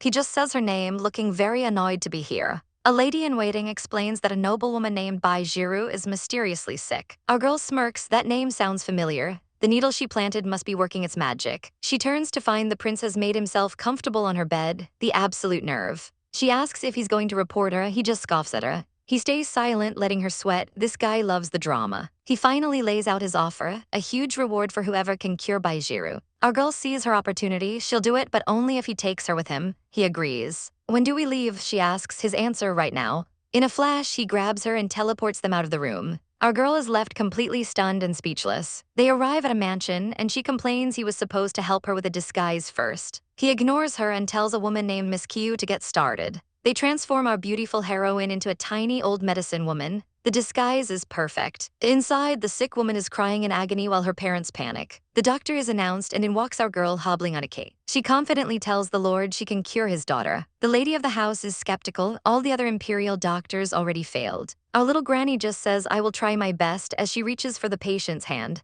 She disappears behind the bed curtain to begin her work. The old woman notes it's been a while since she's seen this kind of illness. But our girl's mom is in so much pain, surrounded by worried faces. Our heroine orders everyone out so she can work her magic. Using a special stone, she pulls a dark, poisoned object right out of her mother's back. Instantly, her mother feels better, announcing to her family that the pain is gone. The mysterious blue-haired doctor gives our girl a nod of approval. She thanks him for his help, but then realizes her special needle is missing. The old woman cheekily reveals she swiped it. The doctor, unbothered, hands over a note for 1,000 taels of gold as payment. As he's leaving, he tells the old woman it's time for her to go back. She just nods, ready to fly home. This grandma is full of secrets. Before he leaves, the doctor tells our girl he's off on a mission from the emperor. It'll take at least a month, and she's visibly disappointed. He explains the thieves he's hunting are more than just kidnappers, they're wanted dead. Meanwhile, a couple of villains are celebrating their evil plans. They're plotting against our girl's family and bragging about their riches. But back at the manor, our girl's little sister comes to her, sobbing uncontrollably. She tells her their mother is being bullied. Our heroine's face goes dark with fury. Someone dare mess with her family. She comforts her sister, promising to go find their mother immediately. The little girl tearfully says she trusts her big sis. Our girl tells her to be careful before heading out. She even gives her a little gift she bought for her. The sister waves goodbye, wishing her good luck. And our girl marches off, vowing to make everyone who hurt her mother regret it. Her little sister knows what's up. Those bad women are totally done for. She's got full faith in her chaotic, avenging sister. Elsewhere, we're back with the blue-haired prince. An aide is giving him a report on the prime minister, but the prince seems completely uninterested in the details. He's only getting basic intel on his political rivals. Suddenly, a woman named Wan Jing interrupts them. She cheekily suggests the prince wants to hear about our girl Miss Zai. The prince immediately shuts her down, his expression turning to ice as he tells her to leave. Wan Jing points out he literally went to her mansion, but he insists it was for business. He claims he was there to see the old woman, but happened to witness our girl's talent. As he sips his tea, a small smile plays on his lips. Zai Muyan is really interesting, he thinks. Oh, he is so smitten. Inside the manor, Lady Zhu is having a full-blown meltdown over her face. The maid tries to check on her but gets screamed at to stay out. The lady inside is just shrieking for a doctor, absolute chaos. Within days, the whole manor is buzzing with the news. The maids gossip about the strange disease covering Zhu and Manrong in red spots. Our girl overhears this with a smirk. Oh yeah, they totally deserved it. Her daughter immediately asks if she's the culprit, and our girl's response is pure savage. She just smiles, a perfect picture of innocence. Then she drops a life lesson about karma, basically telling her kid not to mess with mom. As they walk, she spots a rustle in the bushes. Her guard is instantly up. The little one looks up as leaves fall from the sky. Sensing something is off, our girl decides it's time to head back inside. Meanwhile, in his study, Zai Ang is looking over some records. The butler informs him they were handled by Lady Zhu's people. He casually asks why he hasn't seen his wife or daughter lately. The butler nervously explains the rumors of their unfortunate illness. Zai Ang just dismisses him, clearly not losing any sleep over it. But just as the butler leaves, he runs right into a veiled Wanrong. She slips him a bribe, asking about her father's reaction.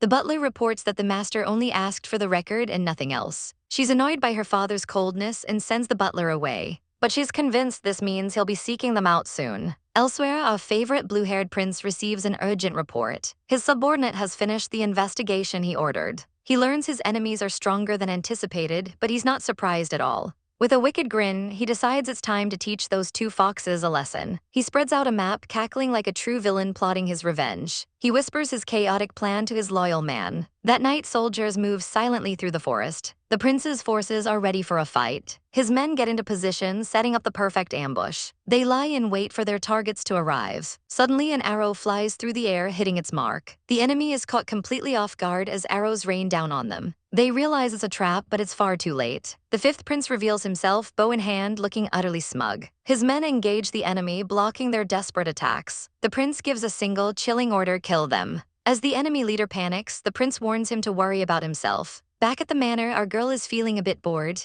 It's too peaceful without her rivals stirring up drama. She shakes her head but then trips and yelps in pain. Her mother, looking pale, rushes over to see what's wrong. Our girl checks her mom's leg, but she says it doesn't hurt. She figures her mom just needs some rest and tells the maid to help her to bed.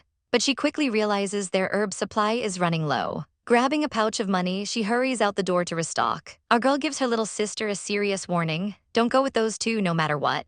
Her sis just gives her a thumbs up, not worried at all. Muyan picks up the herbs she requested and a special ledger. She contemplates her next move, a plan already forming in her mind. With her business done, she politely sends the shopkeeper on his way. Next stop, the bank, where she withdraws a hefty sum of cash. Looking over the receipt, her eyes burn with fury. I knew it, you're still too green to scheme against me. On the street, she overhears the most ridiculous gossip about her. Apparently, she poisoned Lady Zhu and Wanru, which is why no one's seen them. Our girl throws a death glare that could freeze fire, and the gossips immediately shut their mouths. She knows exactly who's spreading these lies, and she's ready to bring the pain. But when she gets home, her sister is in a total panic. Master Zai came by, she stammers, completely terrified. Muyan rushes to see what's wrong and finds her sister with the two snake-like schemers. The green-veiled woman smirks, telling her it's too late to fix things now. Our girl knows they're just here to stir up trouble and tells her sister to leave. Inside, Minister Zai slams his fist on the table in a rage. He demands to know where 20,000 taels of silver have gone. The madam plays the victim card, weakly claiming she has no idea. Muyan runs in, shocked to see her mother on her knees. She rushes to her mom's side, demanding an explanation from the minister. She tells her sisters to help support their mother. Then Minister Zai drops the bomb.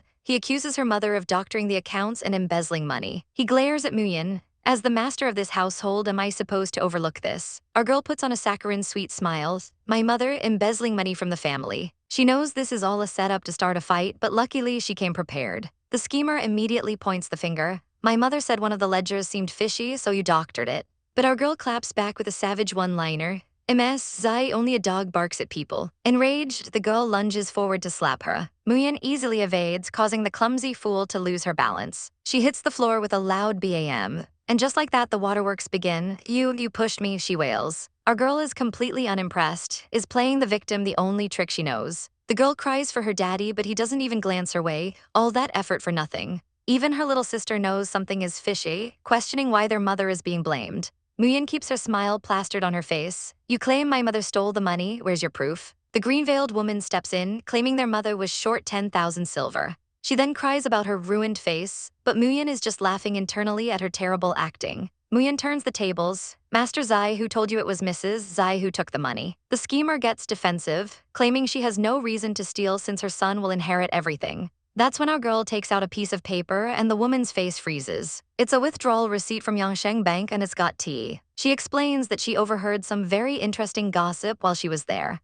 A few questions later and she uncovered the whole rotten scheme. Did you really think a faked receipt would be enough to frame me for an idiot? She hands the proof to the minister, making a little wager. If the receipt is real, they owe her the missing 10,000, plus another 10,000 for psychological trauma. The minister lays out his own terms. If it's fake, she loses the jade pendant from the empress. Our girl is betting on his distrust of his own wife and son. Deal. The minister silently reviews the document, his face unreadable. He immediately sends his man to investigate the bank and the madam's accounts. The schemers are officially sweating. Her mother stands her ground, refusing to believe Muyan would do such a thing. A guard returns with the seal just in the nick of time. The real villains are a dramatic mother-daughter duo putting on quite the show. Their father fidgets nervously while they cry crocodile tears. Her mom reassures our girl while the master looks over the evidence. Muyan holds him to his word, but he warns her about the rumors flying around. And then, in a savage move, he throws the letter right in the accuser's face. The two snakes are left stammering, completely caught in their lies. He calls them shameless and drags our girl off to his study. She can't hide her smirk. The pathetic father is left standing there like a useless piece of furniture.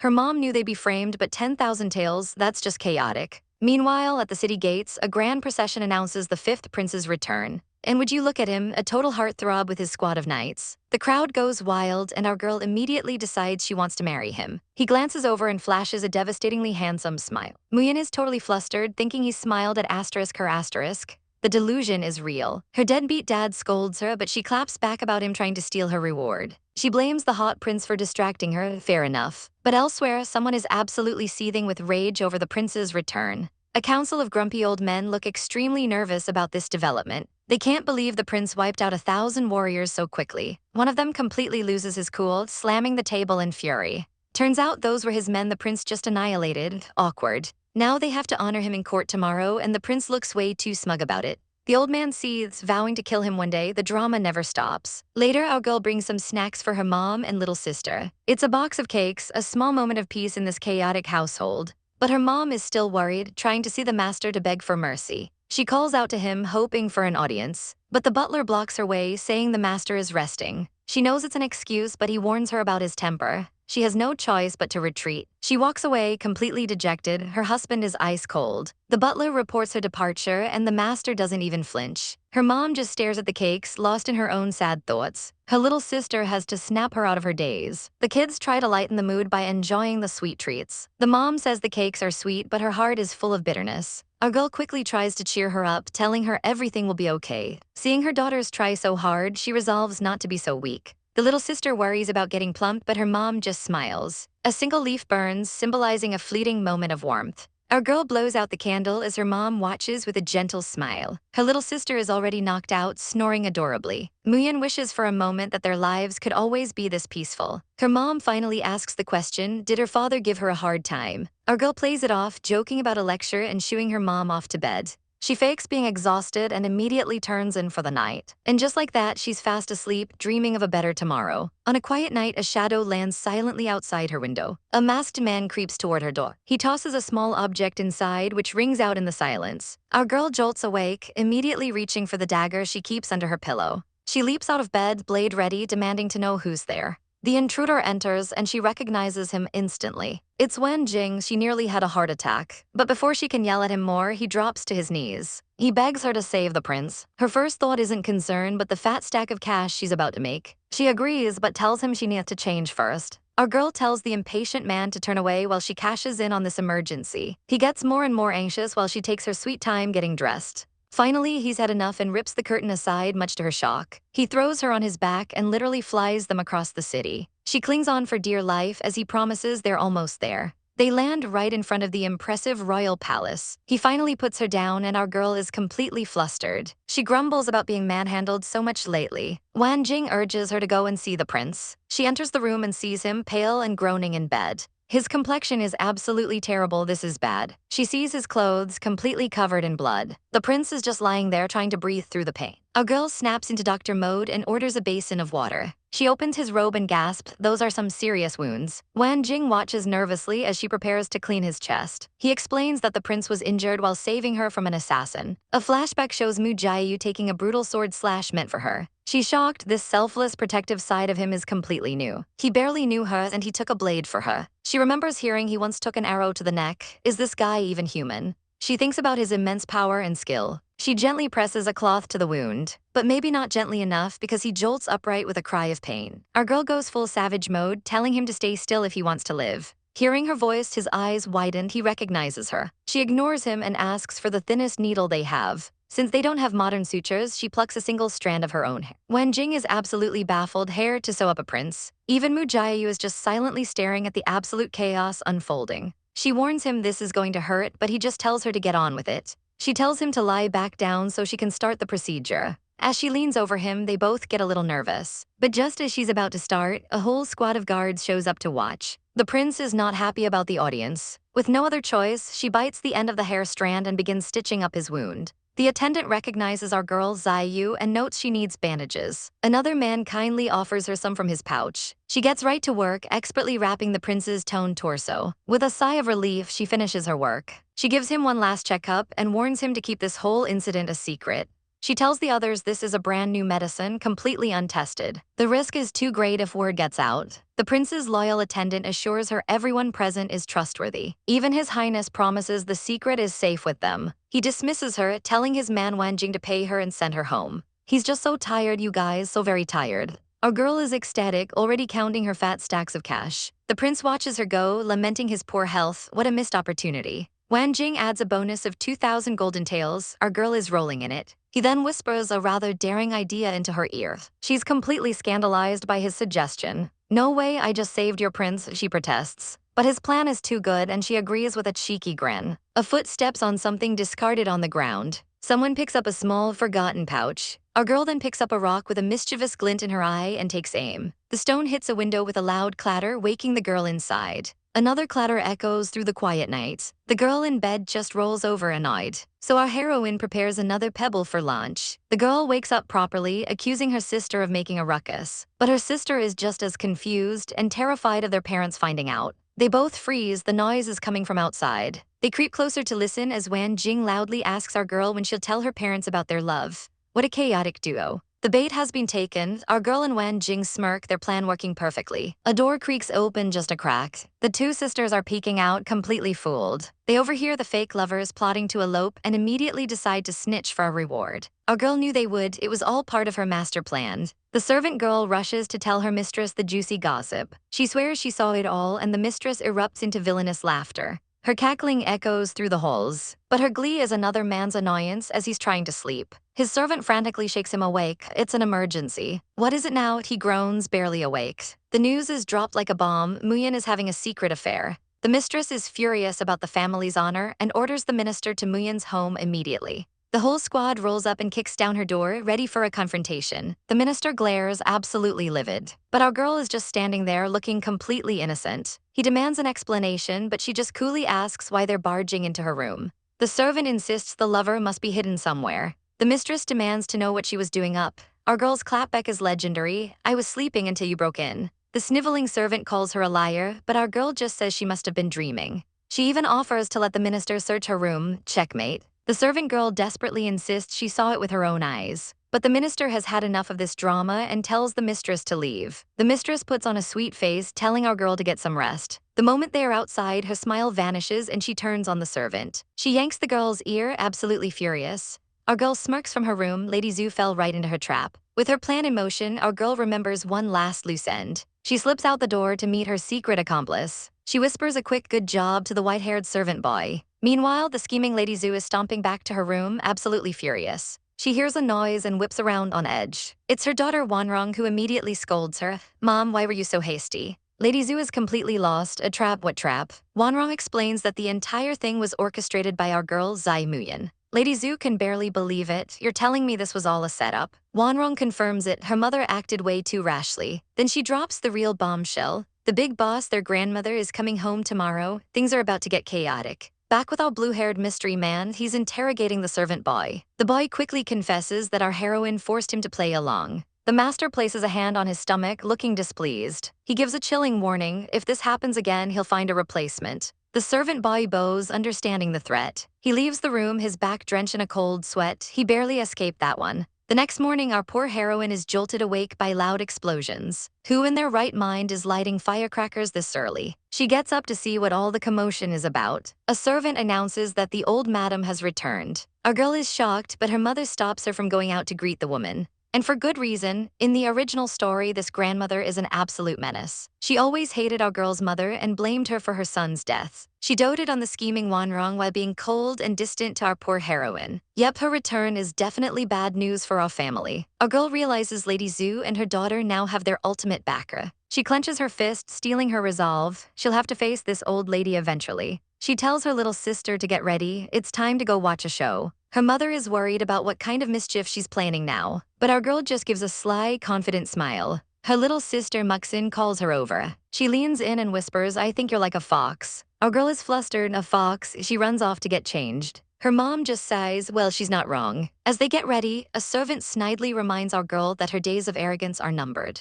15 minutes pass and our girl is still waiting. The maids finally bring the bathwater, looking smug. She calls them out on their slowness, but they just sass her back. Oh, she knows exactly what they're doing. They're waiting for the old lady to put her in her place. By noon, the summons finally arrives. The old madam wants to see our girl's mother, but our heroine, now beautifully dressed, stops her from leaving. She sweetly asks the servant to wait just a moment. The maid is not happy about the delay. She then reveals a box, shocking her mother. What is this? Our girl just smiles. Don't worry, Mom, it's fine now. Little Muxin begs to go with them. Their mother protests, but our heroine promises to keep her safe. With Mom's reluctant approval, she tells her sister to do exactly as she says. The game is afoot. They finally head out, apologizing for the delay. Inside, the evil duo is already whispering poison into the grandmother's ear. As they arrive, Wanrong points out that our girl's skin is still red from the other day. Seizing the moment, little Muxin offers the grandmother a salve she just made.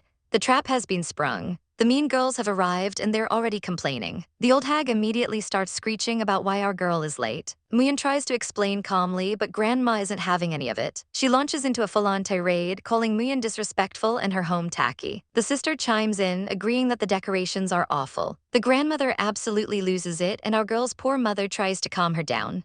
But the old hag just turns her rage onto her own daughter. She orders the guards to seize her for punishment. Muyan and her sister can only watch in horror. The guards roughly grab the mother, telling her to behave. Suddenly, a jolt of energy blasts one of the guards away. The mother looks down, completely confused about what just happened. It was our girl. Muyan unleashes her powers, warning them not to touch her mother. She quickly checks to see if her mom is all right. The grandmother is seething. "Are you rebelling?" she screams. Even the aunt knows this is bad as the little sister kneels in fear. But the grandmother just comforts her favorite grandchild. The little sister is dragged away, crying for her family. The old hag orders the guards to take the child outside and beat her. The guards actually hesitate for a moment. This makes her even more furious. "Does my word mean nothing?" she roars. The little girl is grabbed, crying about the humiliation they suffered while she was gone. But she's dragged away regardless. And who should appear but the fifth prince himself? The grandmother's tone changes instantly, practically bowing to him. The mean sister is already swooning over how handsome he is. Our girl, however, is not impressed that this guy showed up again.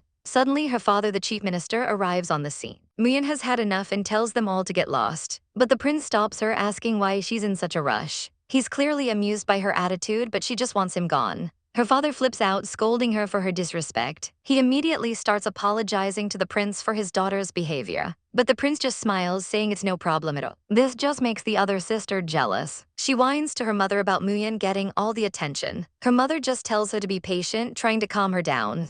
The prince finds this chaotic family drama hilarious. The father tries to dismiss Muyan, calling her an eyesore. The prince's face darkens. "Are you referring to me as an eyesore?" A girl sees her chance and points right at her dad. "That's right," she says with a savage smirk. "I am an eyesore. If I wasn't, you wouldn't be able to look away. Careful you don't go blind." And with that epic burn, she grabs her family to leave. Our heroines make a dignified exit. The prince absolutely loses it, bursting into laughter while her dad fumes. He can barely contain his amusement at her fiery personality. He even tells her stunned father that he finds her cute side endearing. The dad can only offer a weak apology as the prince smiles. But the old grandmother is left behind, absolutely furious at being disrespected. Wronger's mom tries to placate the situation, but Wronger is already fuming. The The grandmother is also ticked off that Muyin got away scot-free. Meanwhile, the chief minister awkwardly sees the fifth prince off. His highness is smooth, pretending he just stumbled upon some family drama. He makes a graceful exit, leaving the family to their chaos. But Wronger is not having it. She explodes at her father for being so weak. She throws a full-on tantrum, accusing him of playing favorites. And he responds with a stone-cold slap across the face. Grandma is absolutely horrified. Wronger immediately runs to her, blaming everything on that snake Muyin. The minister looks incredibly stressed, like he's juggling way more than family drama. He just tells Wronger to behave and storms off. Talk about cold. The whole household rushes to comfort the weeping princess. Meanwhile, our girl Muyin is having a victory feast. She and her crew are enjoying all the delicious food they scored. Her mother is a little worried, but Muyin isn't scared of anyone. She promises to protect her mom from the old hag. Our girl is a true boss now. Her mom can't help but notice how much she's changed for the better. But as Muyin seethes over past injustices, she hears a sound outside. Someone is calling for her. She steps out to see who it is. And of course, it's the fifth prince, looking way too pleased with himself. He asks if she needs anything, coughing slightly. He smirks, admitting her little act earlier wasn't half bad. Our girl is so over his games, she tells him to get lost. He teases her, so she shoves him, go on, get out. But he suddenly winces in pain. Her eyes go wide, oh no, she hit his wound. She immediately tries to help, but he pushes her away. He clutches his chest, trying to act tough. But our girl's inner physician is taking over. She demands to see the injury. He refuses, but she's already decided. She's getting him medicine. She tells him to wait right there and dashes off. He just watches, stunned, as she frantically searches her room.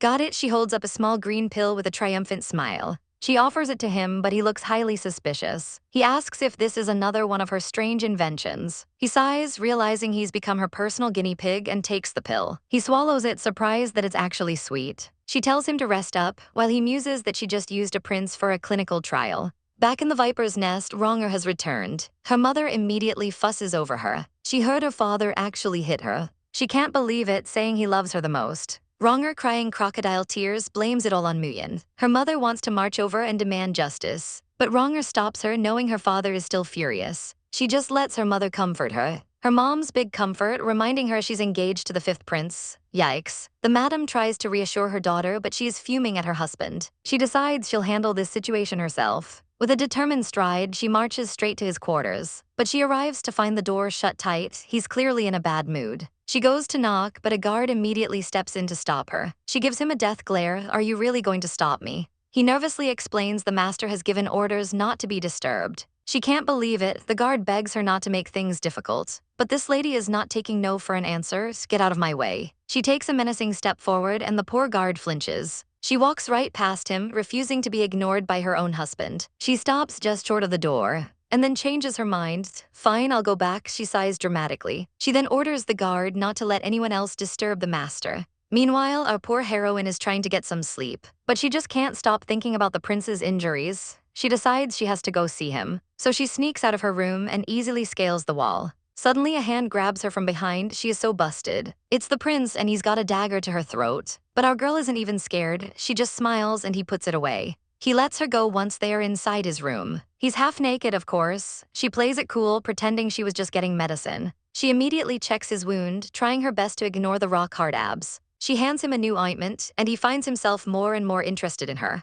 The next morning, the sun rises on a new day. But our girl has no idea what chaotic drama is about to unfold at her home. Her little sister, Zinner, wants to go for a walk with her mom. The mom explains that Muyin had to leave, and the little girl is not happy about it. To cheer her up, she offers to take her out herself. Zinner excitedly asks to go see the carp in the gardens. She's absolutely buzzing with excitement to see the fish. Her mom smiles and tells her to be careful. The little girl gets right up to the edge of the pond. She's mesmerized by how fast the fish are. But oh, look who just showed up. It's the evil madam from last night. A wicked idea forms in her mind. This is the perfect chance to make Muyin suffer. She lets out a truly villainous laugh. And then she kicks the little girl right into the water. She immediately plays dumb, yelling about a street urchin. Zinner is drowning. Her mom panics, trying to jump in after her. But the maids hold her back, and the evil madam just watches. Then she has the nerve to start talking about the mom's expensive hairpin. Desperate, the mother begs her to take it in exchange for saving her daughter. The maids snatch the hairpin while the poor girl continues to drown. This is savage. But wait, our girl arrives on the scene with the prince. She sees her sister in the water, and her eyes blaze with fury. She immediately pulls her out and starts performing CPR. The prince smirks at the evil madam. He knows exactly what went down. The The maid tries to deny everything, but the prince is not having it. Then pray tell, what's that in your hand? Busted. The crown prince isn't fooled by the sister's crocodile tears. He knows exactly who the real victim is here. The bully steps forward, ready to cause more trouble. But our girl isn't having any of it. She grabs the lady and delivers a swift kick to the face. With the trash taken out, she issues a savage warning to anyone else who wants to try it. The wicked smile on her face sends the other ladies running for the hills. The prince is totally smitten, but our girl just wants him to leave her family alone. Her sister can't believe she's sending royalty away. But our heroine is just relieved the chaotic ordeal is finally over. Later that day, she's feeling a bit strange. She asks her mother for the special anti-cold medicine she made. Mom quickly finds the bottle for her. She takes a quick sniff and confirms it's the right one. She downs the whole thing, much to her mother's concern. A little while later, she wakes up her sister Zinner. Our girl realizes she's been way too overprotective, leaving her sister vulnerable. That night, disaster strikes. Zinner is burning up with a dangerous fever. Our girl knows that traditional medicine is too slow and could cause permanent damage. She frantically searches for the modern emergency drug she brought with her. She manages to get the fever to stabilize, but the drug causes extreme drowsiness. It's only a temporary fix, she'll need a real cure soon. Meanwhile, some masked dude is getting an earful about our girl's disrespect. The wicked sister demands he intervene before everyone forgets who's in charge. Elsewhere, the empress is scheming with the emperor. She brings up the now infamous Zai Muyan. The emperor goes completely silent, putting his spoon down. The empress starts sweating, wondering if she pushed too far. But the emperor just thoughtfully repeats Muyan's name. He remembers the strange girl from the banquet. He strokes his chin, lost in thought. The empress reassures him that a powerless girl like Muyan won't cause any trouble. The emperor decides it's not a bad choice at all. He immediately summons Muyan's father, the left chief minister. The summons is delivered to the Zai household. The father accepts, looking pleased. But on the inside, he's totally panicking, wondering what he did wrong. He arrives at the palace nervous. The emperor gets right to business, wanting to discuss marital affairs. He brings up the old marriage arrangement between the Zai family and the fifth prince. The emperor proposes issuing an edict to finalize the marriage to his second daughter. The father is ecstatic, thanking his majesty profusely. He can't wait to finally kick Muyan out and get his favorite daughter married to the prince. Soon, an imperial edict arrives at their front door. The entire family is gathered to receive the command. They all line up in the main halls. The official unrolls the scroll and reads the emperor's decree. The beautiful Zai Muyan will marry the fifth prince. Our poor girl is completely blindsided. What? Her sister throws an absolute fit, refusing to accept that a lowborn girl is marrying the prince instead of her. Our girl can't believe it. She's really been given over to the fifth prince. The other ladies are already gossiping. How can they let an imperial edict be wasted on her? But her rival Wanrong puts on a sweet fake smile. Muyan plays along, humbly accepting the decree. She's a master of this game. The very next day, Wanrong completely loses it. She storms in, accusing our girl of pulling strings. She calls Muyan a lowborn girl, but her own father tells her to be quiet. Muyan just smirks. I'm a princess consort now, she says. You should know your place. Oh, that did it. Wanrong lunges for a slap, but Muyan catches her wrist easily. The failed attack sends Wanrong stumbling to the floor, so pathetic. The official delivering the edict is absolutely disgusted by this display. The minister orders his chaotic daughter and wife to be taken away immediately. Her mother tries to comfort the fuming Wanrong. But then a handsome stranger appears. It's the fifth prince himself. He claims he was just passing by and saw the whole dramatic spectacle. Wanrong sees her chance. She immediately tries to tattle on Muyan. The prince just smirks, wondering if he should even listen. But her dad shuts it down fast, ordering them to leave now. He can't believe Muyan always shows up at the worst possible times. The prince flashes a charming smile at our girl, but she's not falling for it. She quickly makes her excuses and gets out of there. As she runs off, the prince and the official watch, amused by her hasty retreat. Wanrong, ever the opportunist, tries to approach the prince again. She's convinced she still has a chance since Muyan isn't even of marriageable age. Meanwhile, our girl is having a moment. She's never felt this way since being reborn. Her heart is pounding. The thought of actually marrying Mu Jiayu is overwhelming. Later, she's with her mother, checking on her little sister Muxin. The poor girl is finally getting some rest. Muyan, ever the physician, checks her pulse and reassures her mom. Don't worry, she says, I'll handle everything. But the peace is shattered when Wanrong barges in, screaming about the neglected decree. She points an accusing finger. You left it on the marble table. This is treason. Our girl is completely unbothered by the outburst. She just plays dumb, pretending to be shy. Oh, I'm just so busy, you know. That cunning little smile says it all. She's totally messing with her. Muyan drops the act and gets real. You can't go against the decree. I don't care if I die, but our entire family will go down with me. The two have an intense stare down. Their father has to intervene again, telling Wanrong to get lost. Muyan knows she has a year to figure this out. A whole year to cancel this marriage and crush Wanrong's plans for good.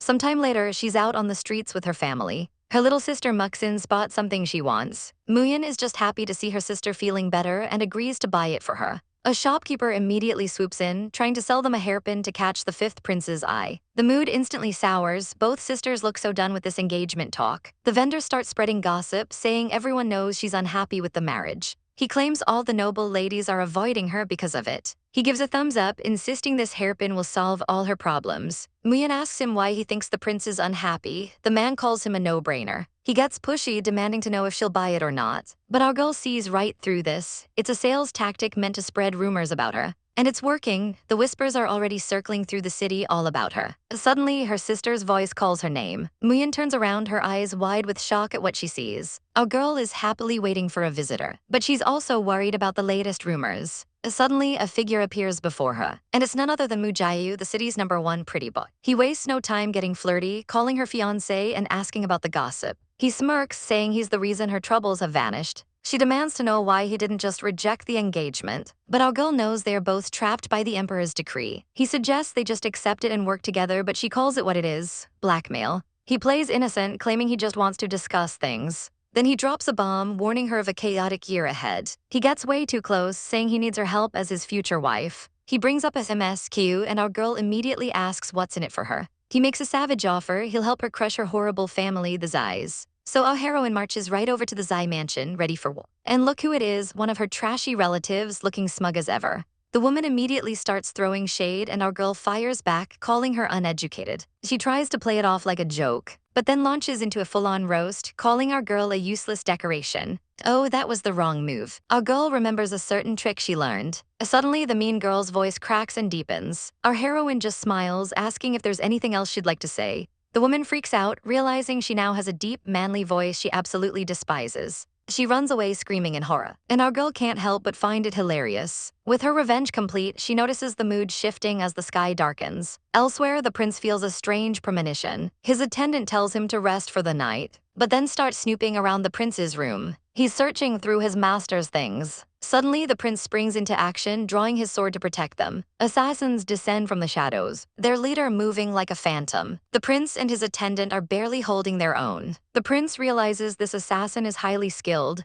as his attendant can't even land a hit. The poor attendant is completely outmatched, but the prince stands firm to protect him. The attacker is relentless, flipping through the air with deadly grace. The prince blocks a vicious strike, but his attendant is in grave danger. The assassin taunts him, revealing they know his other subordinates are injured. The fight is brutal, and the prince knows this is just the beginning. His guard reports heavy losses. The prince is furious, ordering his men to find out who sent these assassins. And we see the mastermind watching from the shadows, his plan perfectly in motion. The prince can only stare into the night, knowing more danger is coming. The maids are gossiping about our girl's sickly sister, but our heroine is preoccupied. That pest Baijiru has visited 4 days in a row. And speak of the devil, here she comes now. Baijiru lays on the fake compliments, but our girl sees right through her. She immediately regrets not just taking her money and kicking her out. If she knew this pest was coming, she would have performed a thorough operation. Savage. She wonders why the fifth prince would even want to see her. Their marriage is just for show. Her bluntness sends the other girl into a fit of fake tears. The drama. Suddenly, a shadowy figure appears out of nowhere, begging her to save the prince. She's rushed to his side. He's unconscious, and the situation is more serious than she thought.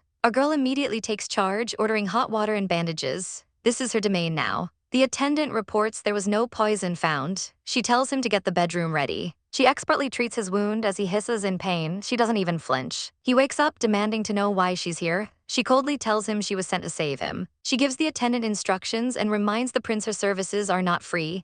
Get that coin, girl. The prince is already getting jealous. Meanwhile, our heroine is just bored out of her mind. Oh great, another annoying girl appears. She tries to shame our girl for being near the men's yard. The girl tries to kick her, but our heroine dodges effortlessly. You can't touch this. Meanwhile, the prince is faking his weakness to keep up appearances. The wound has already healed. Our girl is focused on her real mission, finding a substitute ingredient to cure her sister. Suddenly, 2 undercover guards appear. The prince has sent them to protect her. The prince's advisor lays down the law. If these maids bully her, she must report them immediately. The 2 maids are already sweating bullets, looking absolutely terrified. Our girl gives them an ice-cold stare, and one of them literally shivers in her shoes. She explains her new rules, smiling with satisfaction as they tremble before her. Her inner villainess is awakening. She'll use both kindness and authority to control them perfectly. And just like that, the former bullies are now her personal gardeners. But of course, a wild rival appears, wondering how our girl got so close to the new maids. The jealous princess actually tries to claim the maids for herself. She is absolutely seething with rage, while our girl just gives her a smug little head tilt.